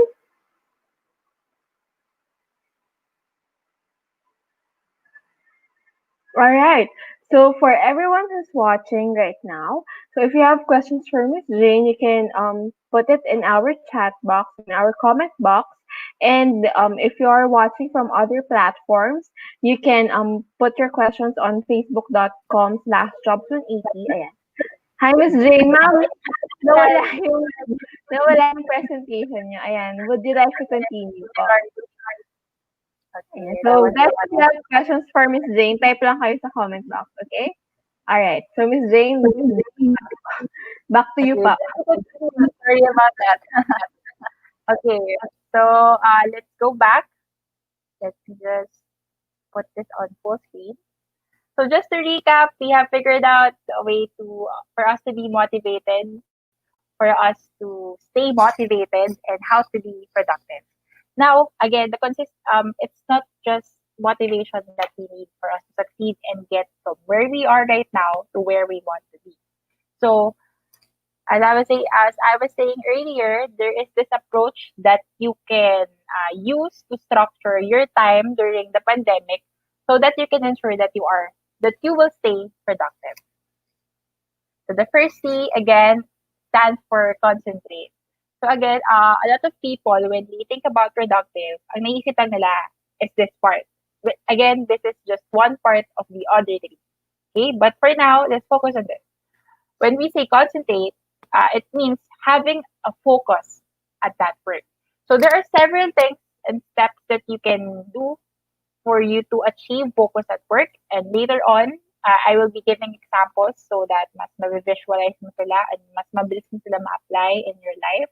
But essentially, it's about having focus, avoid this getting rid of the distraction so that you can have your full energy focused on whatever it is you're going. Okay? And the second one is counterbalance. So this is the most usually the thing that people forget. Kailangan balanse ka, hindi lang 100% trabaho. Because your life is not just about work as well. You have life outside of work. So you have to set some time to um, give time to that. And also, it is very toxic. 2020 na, it is very toxic for you to think that sleeping is not productive or resting is not productive. Alam naman natin na it's when you sleep, that is where your brain repairs itself, and refreshes the knowledge that you have learned during that day. So, a lot of times as well, I just want to point out that when you feel demotivated, feeling mo tinatamad ka, wala kang motivation to do anything productive or schoolwork, it's because um, kulang ka sa pahinga. O mamaya, burn out ka na. So, this is a very important part that you should not forget if you want to stay productive consistently productive during the pandemic or during this time. And the last approach, very important rin, a lot of people forget as well, is the connecting part. So I know that this time we have been separated to our peers, family, and friends. If you are a student, nawala yung physical interaction sa classroom, naging Zoom meetings, naging Teams, and kung nag-work ka naman, nawala yung mga interactions mo with your office mates and your boss. So that could be very lonely at times, especially if hindi ka sanay na mag-isa ka. And that can be one of the things as well that is keeping you demotivated, or that's why tinatamad ka. Maybe you are being lonely. You feel lonely. So the solution to that is that you have to ensure that you are getting support from your loved ones or from the people that you work with or study with. So again, later on, I will be providing you examples on how you can apply this directly, depende sa situation mo. But in general, this is the C approach or 3C approach that you have to ensure na nami-meet mo every day during the pandemic. So imagine mo na lang, you have 24 hours in a day. If you are working from home, more or less you have 9 hours. The regular hours is 9 hours, pero may 1 hour in a break. So 8 hours of that is you're working, you're focused at work. And then the other 8, you can, it is recommended for you to have 8 hours of sleep. So, okay na yung 16 hours mo. The other 8, you can use that for you to connect to people, or if you don't feel like connecting, you may connect to yourself from within, have some time for yourself, personal time that can help you generate your motivation and refresh your energy. Okay? So that is the approach that you can use. So let's have an example, depending on the situation mo. If you're a student right now, how you can use the C3 approach, or you can concentrate by getting rid of the distractions. Again, concentrate is about focusing on your work. So what you can do is, lalo na kapag ikaw lang mag-isa, walang teacher na magko-confiscate ng gadget mo, walang classmate na maninita sa'yo. So it's very easy to be distracted. My advice is for you to put your phone in the other side of the room, or maybe in other room, or turn off the Wi-Fi for your phone if you are using a laptop for your study. And then kung wala ka namang choice, ang ginagamit mo ay phone, what you can do is to install an app. I believe there are applications you can download that can restrict your usage for that social media platform. For example, and this is what I use as well. For Instagram, you can set like a restriction every day. How many minutes lang or hours lang yung gusto mong spend on Instagram. So for me, my limit is around 30 minutes every day. So after I get 30 minutes, automatically na-notify ka ng Instagram na naka 30 minutes ka na for the day. So this is not that hard to set up, but this can be a very helpful tip for you, especially if medyo na-addict ka na sa social media. And then for the counterbalance step naman as a student, minsan, lalo na ngayon, wala nang nagbo-monitor sa'yo, wala nang classmate na mag-aaya sa'yo na magmerienda sa labas or mag-break muna, di ba? So you have to manage yourself. And even though there are classes that there are approach to studying na kailangan on this time, online ka, meron din naman mga approach na mag-repeat lang tayo once a week, di ba? So kapag ganun yung approach ng school nyo, what you can do is to set specific time para makita mo kung meron ka ba talagang nilalaan na oras para sa pagpapahinga at kung equal ba siya sa oras na nilalaan mo para sa pag-aaral. Okay? It's all about achieving balance. Lastly, it's about connecting. So, I just want to share, actually, my younger sister it's her first year in college right now. And I think one of her fears is that ang hirap kasi pag bago ka sa college, medyo mahirap wala ka pang friends masyado, lalo na kung yung mga high school friends mo hindi nag-aral sa same university kung saan ka nag-enroll. So it's kind of hard to get friends or make friends during this time kasi hindi mo nakikita yung mga kausap mo. Um, Even though it is challenging, I advise for you students or who are still trying to finish the semester and graduate soon, for you to reach out to your classmates and even your professor for support. This can be educational related, pwede rin namang personal. So at least you have the support that can help you not just in your studies but your overall well-being. Okay, so this is how you can apply the T3 approach if you are a student. Let's proceed naman if you're working from home like me. So I think the most challenging part of working from home is that suddenly your office or your home has become your office, which can be very disorienting. Nag-mix yung responsibilities and activities mo as a family, in your family and your personal responsibilities and activities sa professional and work one. So again, that can be disorienting and can also be very um, nakakapagod, no? So what you can do for you to have a concentration or have focus at your work is to set physical boundaries. What do I mean by this? So, more or less, siguro wala ka na, dahil hindi nga natin na-expect na magkaroon ng pandemic, more or less wala kang office space in your, at home. But what you can do is try to get a separate place or separate piece of space that you can set your table and then your chair and then put your laptop on. And as much as possible, try to get it away from your bed so that may physical boundary for you. Okay? Basically, what I'm saying is for you to have a designated workspace. And then, for you to have balance naman, again, don't forget, hindi lang puro trabaho, kailangan meron ding lunchtime. So, ang maganda or rest time, ang maganda sa nag-work from home is parang yung routine mo, kung anong oras ka nagkatrabaho dati, ganun pa rin naman yung oras ng pagkatrabaho mo ngayong naka-work from home ka na. Because with the help of technology, there are several tools that we can use to monitor our time in and time out, which is good, right? But ang nangyayari, again, this is something that I find challenging as well, is na-mix yung nawawala minsan yung break because walang magsasabi sa'yo na mag-lunch na, walang magsasabi sa'yo na, sabay na tayo mag-lunch or mag-aaya sa'yo, di ba?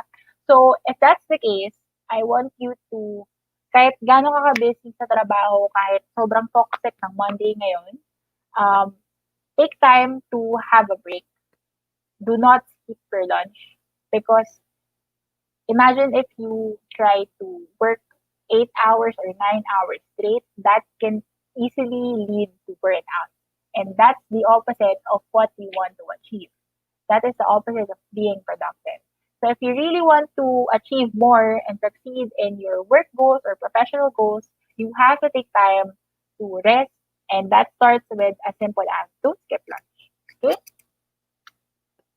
Oh, other things that I was not able to put here is that kapag tapos na yung time mo for the office, turn your laptop off or shut it down. Because a lot of times then, since walang indicators, hindi ka umuwi eh. Kasi it's the same room that you sleep, it's the same room that you work.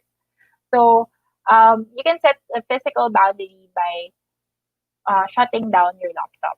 And that can indicate na tapos na yung work, now I can focus on my personal time, I can rest now. Okay?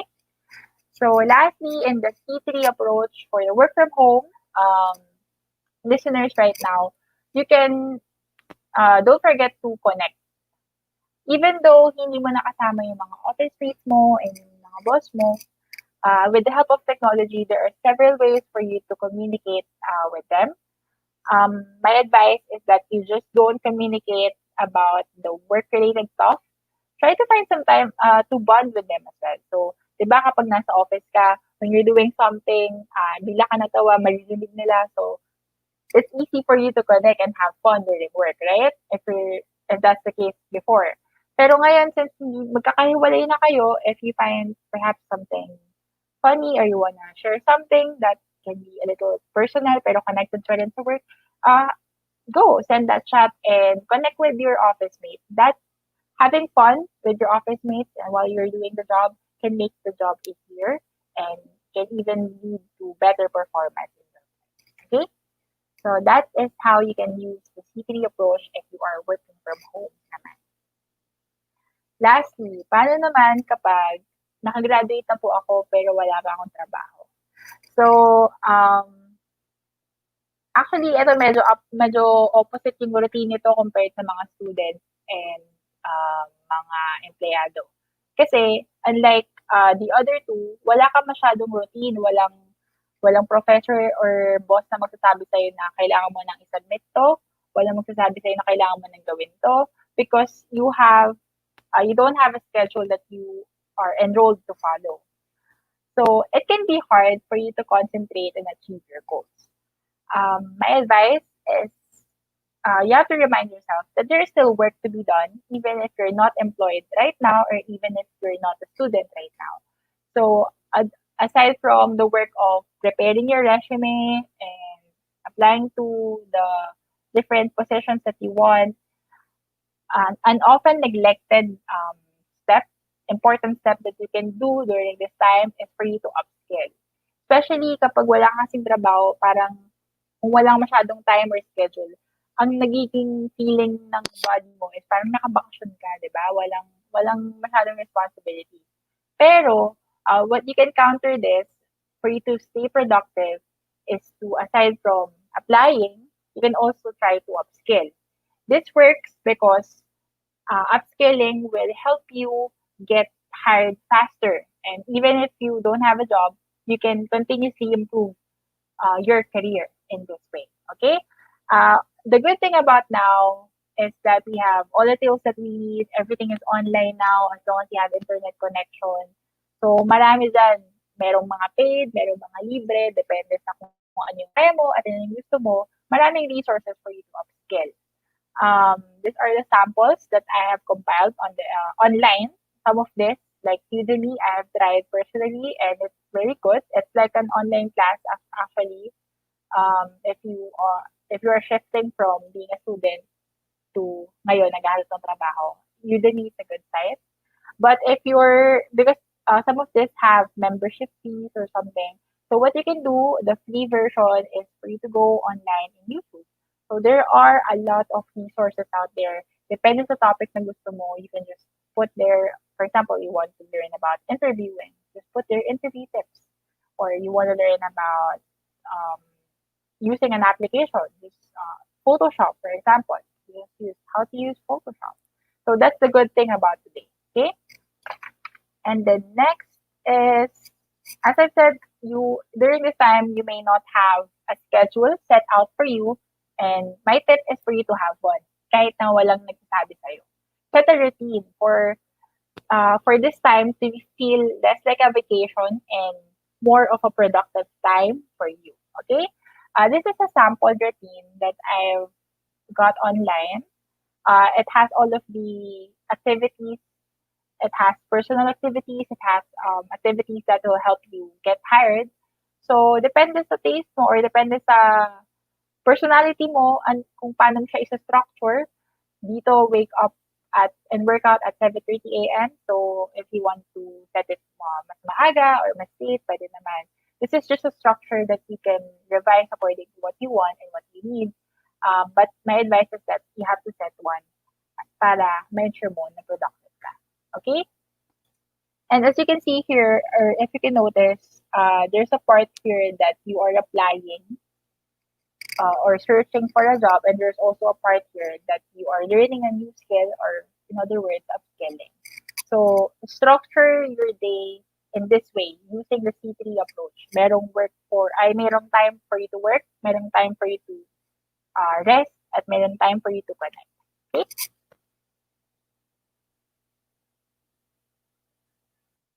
Lastly, this is the time you have all the time to connect with other people. And you can do this not just personally, like to your family and friends. Since you're looking for a job, you can also do this like professionally. In other words, you can go network. A good way to do this is for you to go on LinkedIn. I'm not sure if you know about that, but it's kind of like if there's a Facebook and job sheet or Jobs on AP or Indeed, any job search site that there is, kung ang Facebook at ang job search site ay nag-combine, ang anak nila ay LinkedIn. So, in LinkedIn kasi, you can check a Facebook wherein you can share the different things that you find interesting about. But since it's a professional site, a lot of people there post jobs as well. So, kung sa Facebook mo, puro pagbebenta ng mga kung anong-anong items, sa LinkedIn naman, ang feed mo, puro mga trabaho. So, it's a one good way for you to network if you are right now a graduate with no job and you're looking to find one. Okay? What else? You can also try to use this time to get familiarized with the different apps that are being used, not just in workplace, but also in during your application. For example, if you want to connect with your friends, you can try to use Cisco WebEx, which is often used in school settings or work settings, so that nakapag-connect ka na with your friends, na-familiarize mo pa yung self mo for that app so that if gagamitin yun sa mga interviews mo or sa office mo, at least, alam mo na kung paano gamitin. Diba? That can be an advantage for you. Okay? So, this is how you can use the CPD approach if you are a graduate looking for a job. I just want to end this presentation on a positive note. I know that there are several ways that I've shared today, and I hope that you can apply them and it will improve your productivity. On top of that, I want to give you this advice that doing your best might look different each day. Again, especially with the current situation, you are expected to have a little decrease in motivation, or it's normal for you to have a decrease in activity because there are factors that limit us. But again, with the locus of control, try to find try to find the focus on the things that you can control instead of worrying for the things that you cannot control. And Hi, Miss accept and Jane. appreciate whatever is yours. Okay? Ma'am, I'm sorry we're so pressed for time. Ayan, Oh, okay, I'm thank sorry. you. Yes, Sorry ma'am, the last overtime na tayo. Last slide na rin naman. Ma'am, I prepared a question. This is for everybody. Ma'am, can you tell us about the vacancies that you have in Cebu so you can invite our students po from University of Visayas? Okay. Well, usually we have several openings for fresh grads. We have several accounts for that. However, right now, I am not sure if we have any open accounts in Cebu for this year.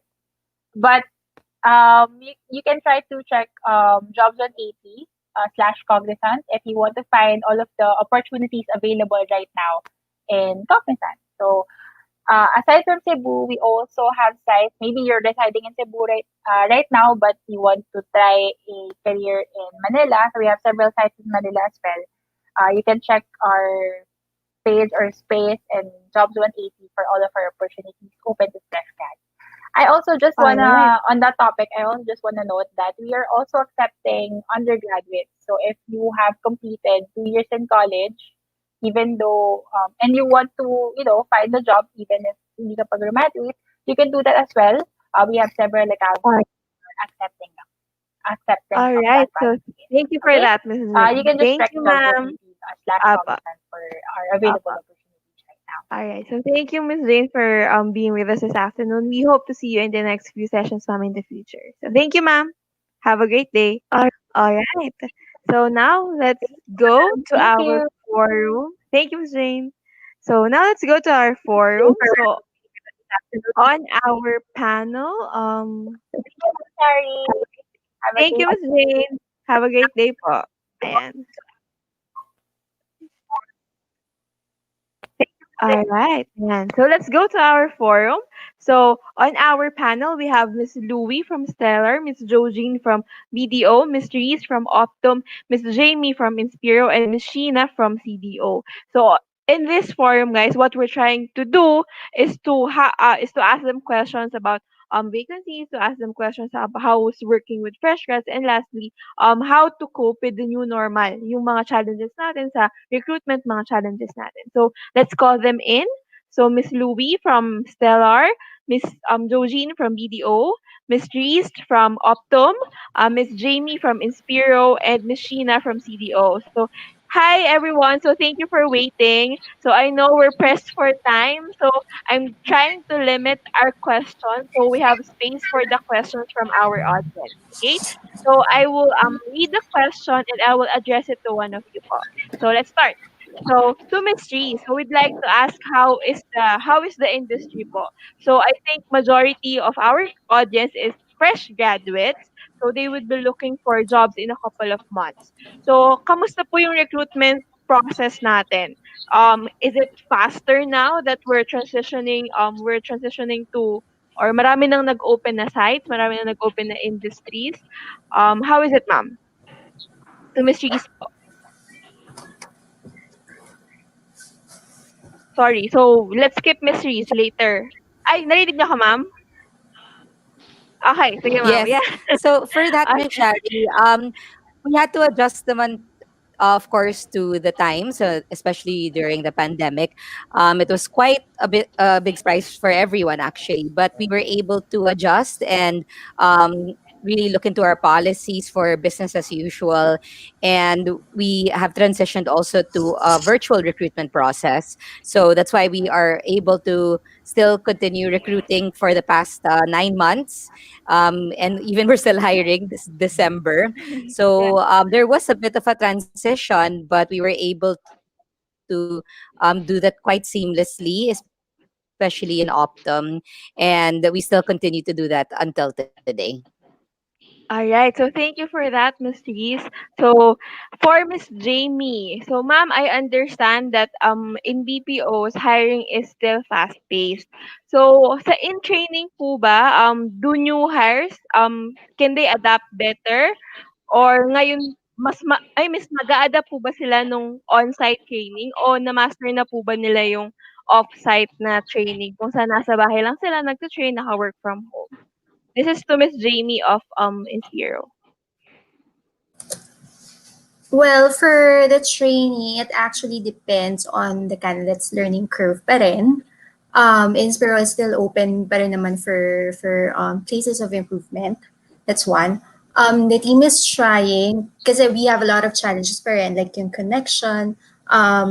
We're getting Yeah. concerns about the equipment that are not working.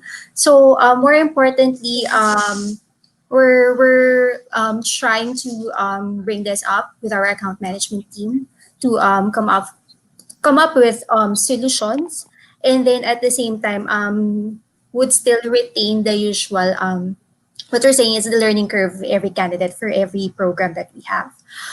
Currently, we have work from home opportunities, and this program is actually on project based roles. And for the project group based roles naman, it's inbound and customer base centric. And then at the same time, trainings are being held per in online or through Google Meets or Microsoft Teams. That's it. Okay, so thank you for that, Miss Jamie. So, nakita niyo naman 'no, nag-a-adjust naman yung mga new hires 'pag nag-training sila. To Miss Sheena of CDO, ma'am, now that we are slowly getting back to our on-site production, does this mean that there is an increase in manpower requirement, especially in your industry po, retail? So, or in your industry ba, ma'am, conservative po ba yung hiring natin? Hi, good afternoon. So for CDO, actually, since start of the pandemic, we have retained the number of vacancies that we have. So in terms of increasing, not necessarily increasing, but more of maintaining, Okay. because our industry did not stop hiring. So we were continuously hiring naman given the pandemic. Okay. So, thank you po, Miss Sheena. How about for banks po, ma'am? Ayan. Kay Miss Jojean naman po tayo pupunta. Ayan. So, ma'am, for BDO, especially for sites or offices or branches in Cebu, ma'am, kamusta naman po yung ano natin sa manpower need or kamusta naman po tayo sa pag-hire ng mga fresh grads? Um, continuous po ba siya? Ganun siguro, ma'am, yung question ko. Yes, So good Miss Josie afternoon. of Yes, good afternoon. So since the pandemic started, there was a little bit freeze with our fresh grads, no, fresh grads hiring because our branches have shortened working or opening hours, and instead of Saturday and Sundays, we closed the branches, no, for weekend.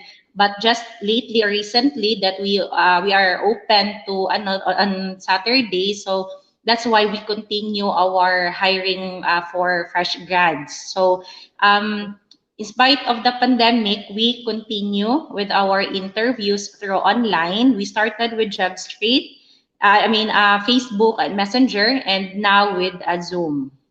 All right. All right. So thanks for that, Miss BD. Miss Jojean from BDO. Ayan. To Miss Louie, ma'am, sa mga new hires niyo po, kamusta po yung performance nila sa first job nila? Now that yung first job nila nangyari in the middle of quarantine, are they as productive? They are productive. So what we like about fresh graduates kasi is they are like sponges. They quickly learn, they quickly adapt, especially dahil fresh grad sila. They might have this certain level of expectation, but once they get to feel and they get to see what's out there, then they quickly adapt to it. And I guess it's not just our company, but almost all of the companies out there also ensure that we have a smooth transition or onboarding process for all new hires, regardless if they are fresh graduates or, you know, career shifters or whatnots. But definitely, fresh graduates, we like them because they're sponges. They're easy to teach and they quickly adjust. Ayan. Thank you, Miss Louie. Yeah, and so we're seeing a trend. So, new hires, fresh grads, you're all welcome to apply. These companies are waiting for you in their sites. They want to teach you, they want to train you. So, for our next round of questions, this will be about naman ma'am yung mga skills na kailangan nilang i-master, kung paano nila gagawin yon now that we are still working from home. So, Miss Jamie, in a few months, our audience will be graduating. So, this is for Miss Jamie of Inspiro. So, meron po ba kayong mga advice, ma'am, na skill or competency na gusto nyong i-work on nila ngayon na as much as early as now para yung transition nila sa industry ninyo would be easier?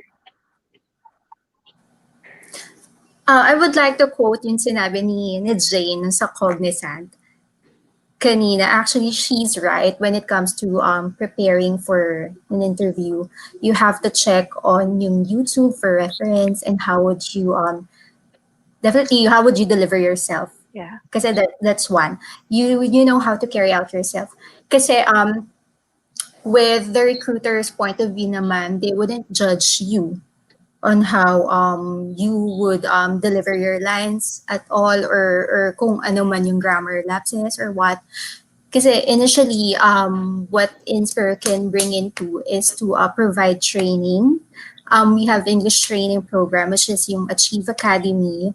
And at the same time, after the training, it's like parang yung nesting period that we have to assess kung ano man yun nandoon. And then from there, if the candidate didn't push through, we have to bank again his application or talent bank, and then we'll have to source out another program that might be suitable for them. So that's our take. So tama yun sa YouTube, that's one. And then second, this is, ito yung pinaka most important talaga, is yung busila kang kalooban. That's what we need in our team talaga. So that's it for Inspiro. All right. So thank you for that, Miss Jamie. This question, the next question is for Miss Reese. So, ma'am, if I'm a job seeker and I'm not getting callbacks or first interviews, no matter how many applications I send, so what could I be doing wrong? I don't think it's really a matter of doing, you're doing something wrong. I think it's really mainly um, like putting in really your research about the company, and also understanding the industry that you're applying for. So it's not that you're doing something wrong. Maybe it's just you need to know more information about the industry or the company that you're applying for. It may be because, let's say, from the interview, you didn't get a call back because you didn't do your research so well. So that's very important that you understand the company and the position that you're applying for. So at least during your interviews or your initial interviews, during your phone interviews, you're able to share how well you know the organization and also how well you know the position that you're applying for, because it will also show the recruiter that you're interested with the company and the position. Ayun. So, thank you for that, Miss Ree. So, one word, guys. Research. Ayan. So, to Miss Jojean. So, as someone from banking or finance, how does one progress in the field po? So, do professionals in this field need additional skills? Or what is one skill that you think is very important in your industry, ma'am? To Miss Jojean of For the BDO. banking industry, since we are yes.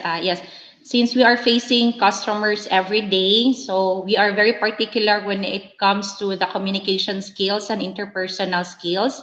How a new hire or somebody should interact, or how somebody or someone can accommodate our customers or our clients. So even on the first time, no, that we see our clients, we make sure that our employees are with makeup, with presentable, no? Good Because smile. aside from the physical, we also are particular with the interpersonal skills and how we handle our customers.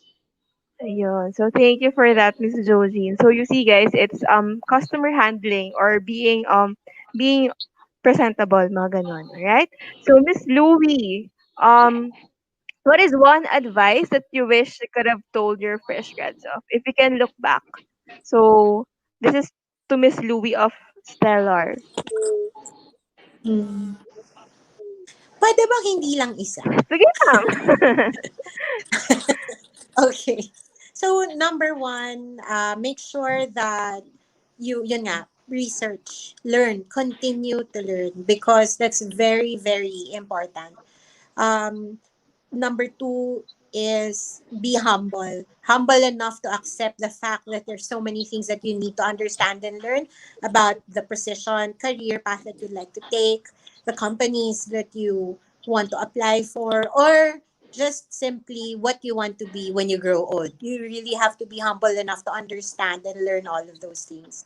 And then lastly, you have to be very patient because it's not very easy for one to achieve what you want to achieve in a very short time. It takes time, it takes a lot of hard work, it takes a lot of patience. So, those three things. Thank you. All right, so thank you for that, Miss Louie. So again, guys, so be humble, be patient. Ayan. So to Miss Sheena of CDO, ma'am, in your experience working with fresh grads, what is your most favorite thing?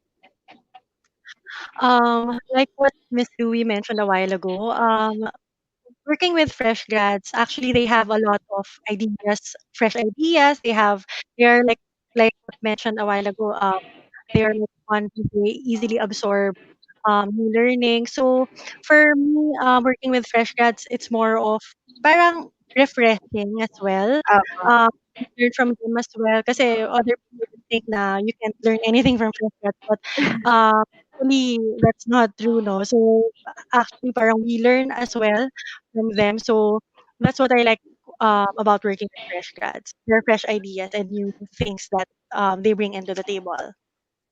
Yeah, so create more creative, a fresh eye, a set of fresh eyes, parang ganon. Okay, so now we're opening the floor to our representatives to invite the students, our audience from the University of Visayas, to come and apply to your sites or to your online Google, sorry, online jobs 180 platform or career portal po. Ayan. So let's start with Miss Louie. Miss Louie, can you please invite what are the vacancies for Yep. fresh grads in Cebu? All right. So we have a lot of vacancies in Cebu. What's good about it is we're offering work from home arrangement.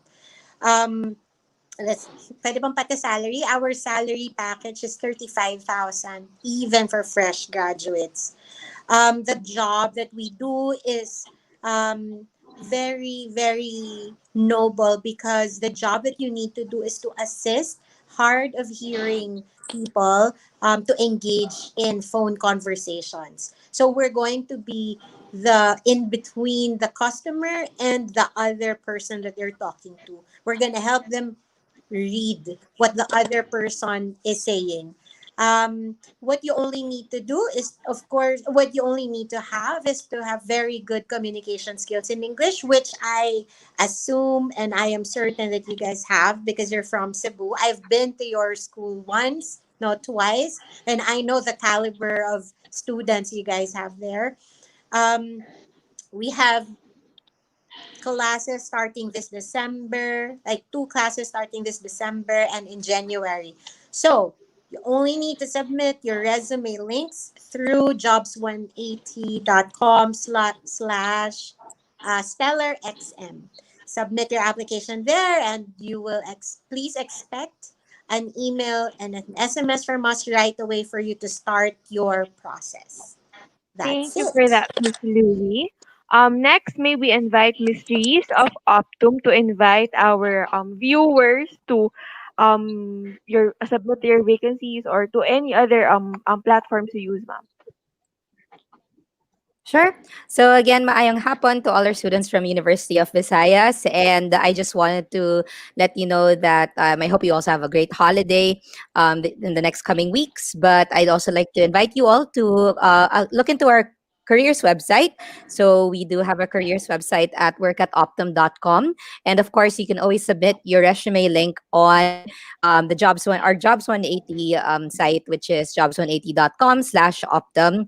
We currently have openings at the moment for January and the first quarter. So if you are already interested in being ahead and looking for an opportunity right now, then you can do that by going to the websites that I have provided, and you'll get a call from one of our recruiters and go through the recruitment process virtually. So thank you, everyone, and good luck. I hope you have a great holiday ahead. Thank you, Miss Reese. All right. Next we go to Miss Jamie of Inspiro.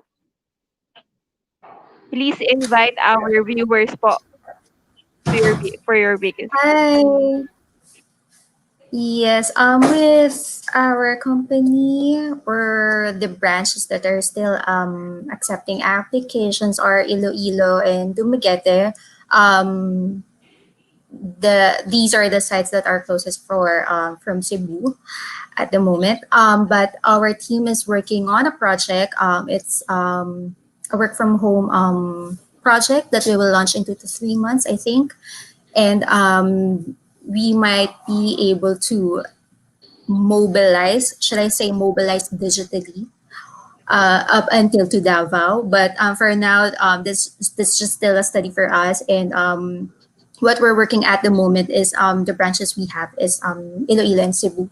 So for the openings for our Iloilo site, we have prepaid debit that will start on December 22 and January 20. For Dumaguete, we have for a class that will start on January 11. For the Metro Manila branches, Mandaluyong, we have one that will start on December 21 and January 4.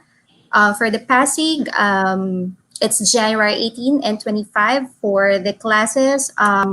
On our QC side, we have one for more on local openings. So one is for money transfer that will start on December 18. And then the other one is for the water utility. It's on December 21. So for now, we're keeping our fingers crossed to finally launch the work from home program, which will benefit as well the people of Cebu. All right. So thank you for that, Miss Jamie. So guys, get your resume links ready so you can apply. So last may we ask, I sorry, we have two left. Miss Sheena from CDO, can you invite the students to check the vacancies in your site, ma'am?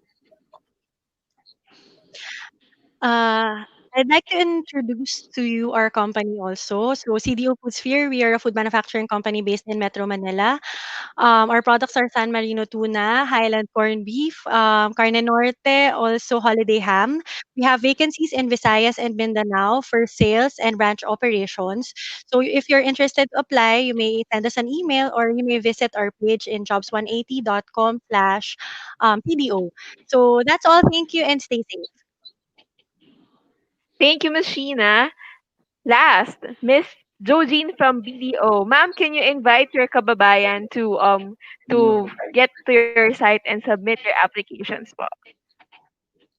Yes, for fresh graduates and Miss Jojean, yeah. upcoming yes, for the fresh graduates and upcoming graduates, they can submit their resumes. They can come here to our HR office. We are just across SM City Cebu, or they can submit their resumes or their application through Job Street, and we will be scheduling them for an online interviews and possible actual or personal exam here in our HR office. So although it's already year end, but we are still accepting applications for Banco de Oro. All right. So thank you for that, Ms. Josine. To our panel, thank you for taking the time to being here. So we hope we get to see you again in our next sessions. Thank you for always accepting our invitation po. So salamat po ng madami. Good afternoon. Happy holidays. Thank you, ma'am. Merry Christmas to all. All right. So now that we are done with our three topics and we would like to officially close the session, may we invite yan, Miss Daisy Ibanez Fomocod, MAT, LPT, UV Peso Manager, Student Career and Placement Services, to give her closing remarks and further announcements to the students who are still watching our stream. So Miss Daisy, if you're there po, please join our stream.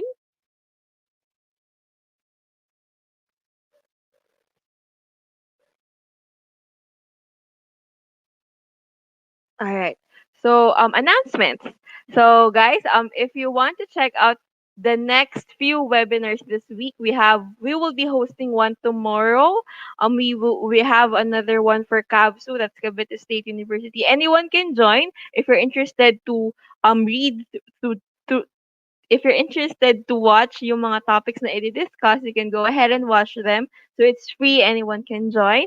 And lastly, we have one for Thursday, that's for Central Philippine University in Iloilo. So we will be hosting one for Iloilo as well. So yon. So if you guys want to check out those events, just go to our page. The topics will be posted, and if you want to join, you're welcome to do so. Okay. So again, the resume link is required to be updated, or if you don't have one yet, please create one. Make sure that you're able to verify. This means that if we send you an email, you get to verify, because otherwise, if the account is not verified, you can't apply. So you have to make sure that it's verified. Okay? So Miss Daisy, can we try you again? Can we try patching Miss Daisy in? Ayan. All right. Yan, good afternoon, Miss Daisy. Good Thank you for afternoon. waiting po. Ayan. Ma'am, to officially close our session, the floor is yours. If you have announcements, if you have anything to update our students po, the floor is yours. Yeah, thank you so much, Miss Sherry.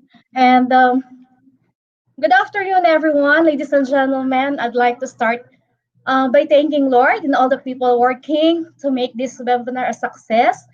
Our thanks must also go to the committee who have worked so tirelessly to make it all such a success, and especially jobs180.com in the person of Mr. Kim Chua, who made sure everything runs so very well. And also, of course, to Dr. Maria Crispy B. Velasco, our director of University of the Visayas, Student Affairs and Services Center for the support. So it is my great pleasure that we had fruitful discussions, and for that, thank you very much for all the knowledge that our speakers imparted to us about how to manage online applications, motivations, and productivity, and coping with the challenges of the new normal. Our minds have been assailed by a torrent of ideas, information, visions, and so on. And it will be a day or two before we could sift through them all, consolidate our own personal perspective. And talking about that, may I request all the students to please create your resume link. Okay, that is our the most important um, na gawin natin. Kaya meron tayong webinar na gagaya ngayon ng ganito. So, we really need your resume link. Finally, in behalf of the University of the Visayas, I would like to express my appreciation to all the participants for taking time to attend this afternoon webinar. I would like to close my remarks and officially announce the end of the webinar with the saying, it's not what you achieve, it's what you overcome. That's what defines your career. Carlton, please. Bye-bye and thank you so much. Miss Shari? For that, Miss Daisy. Thank you for that, Miss Daisy. Maraming salamat po for always inviting us to for this event. So thank you for partnering again with Jobs180.com. Ma'am, in the next few sessions pa po. So salamat, ma'am. Happy holidays. So enjoy po tayong lahat. So to the students who are still with us, thank you for being here. Thank you for tuning in. Please watch out for the next set of webinars that we will be hosting. So one, we have tomorrow is Laguna. The next day it will be Cavite State University, and on Thursday we have Central Philippine University in Iloilo. So if you want to check the topics that will be discussed there, check out our Facebook page. So that's it. So thank you guys for tuning in. I know we're so late. So thank you. Happy holidays and have a great afternoon. So stay safe, guys. Bye.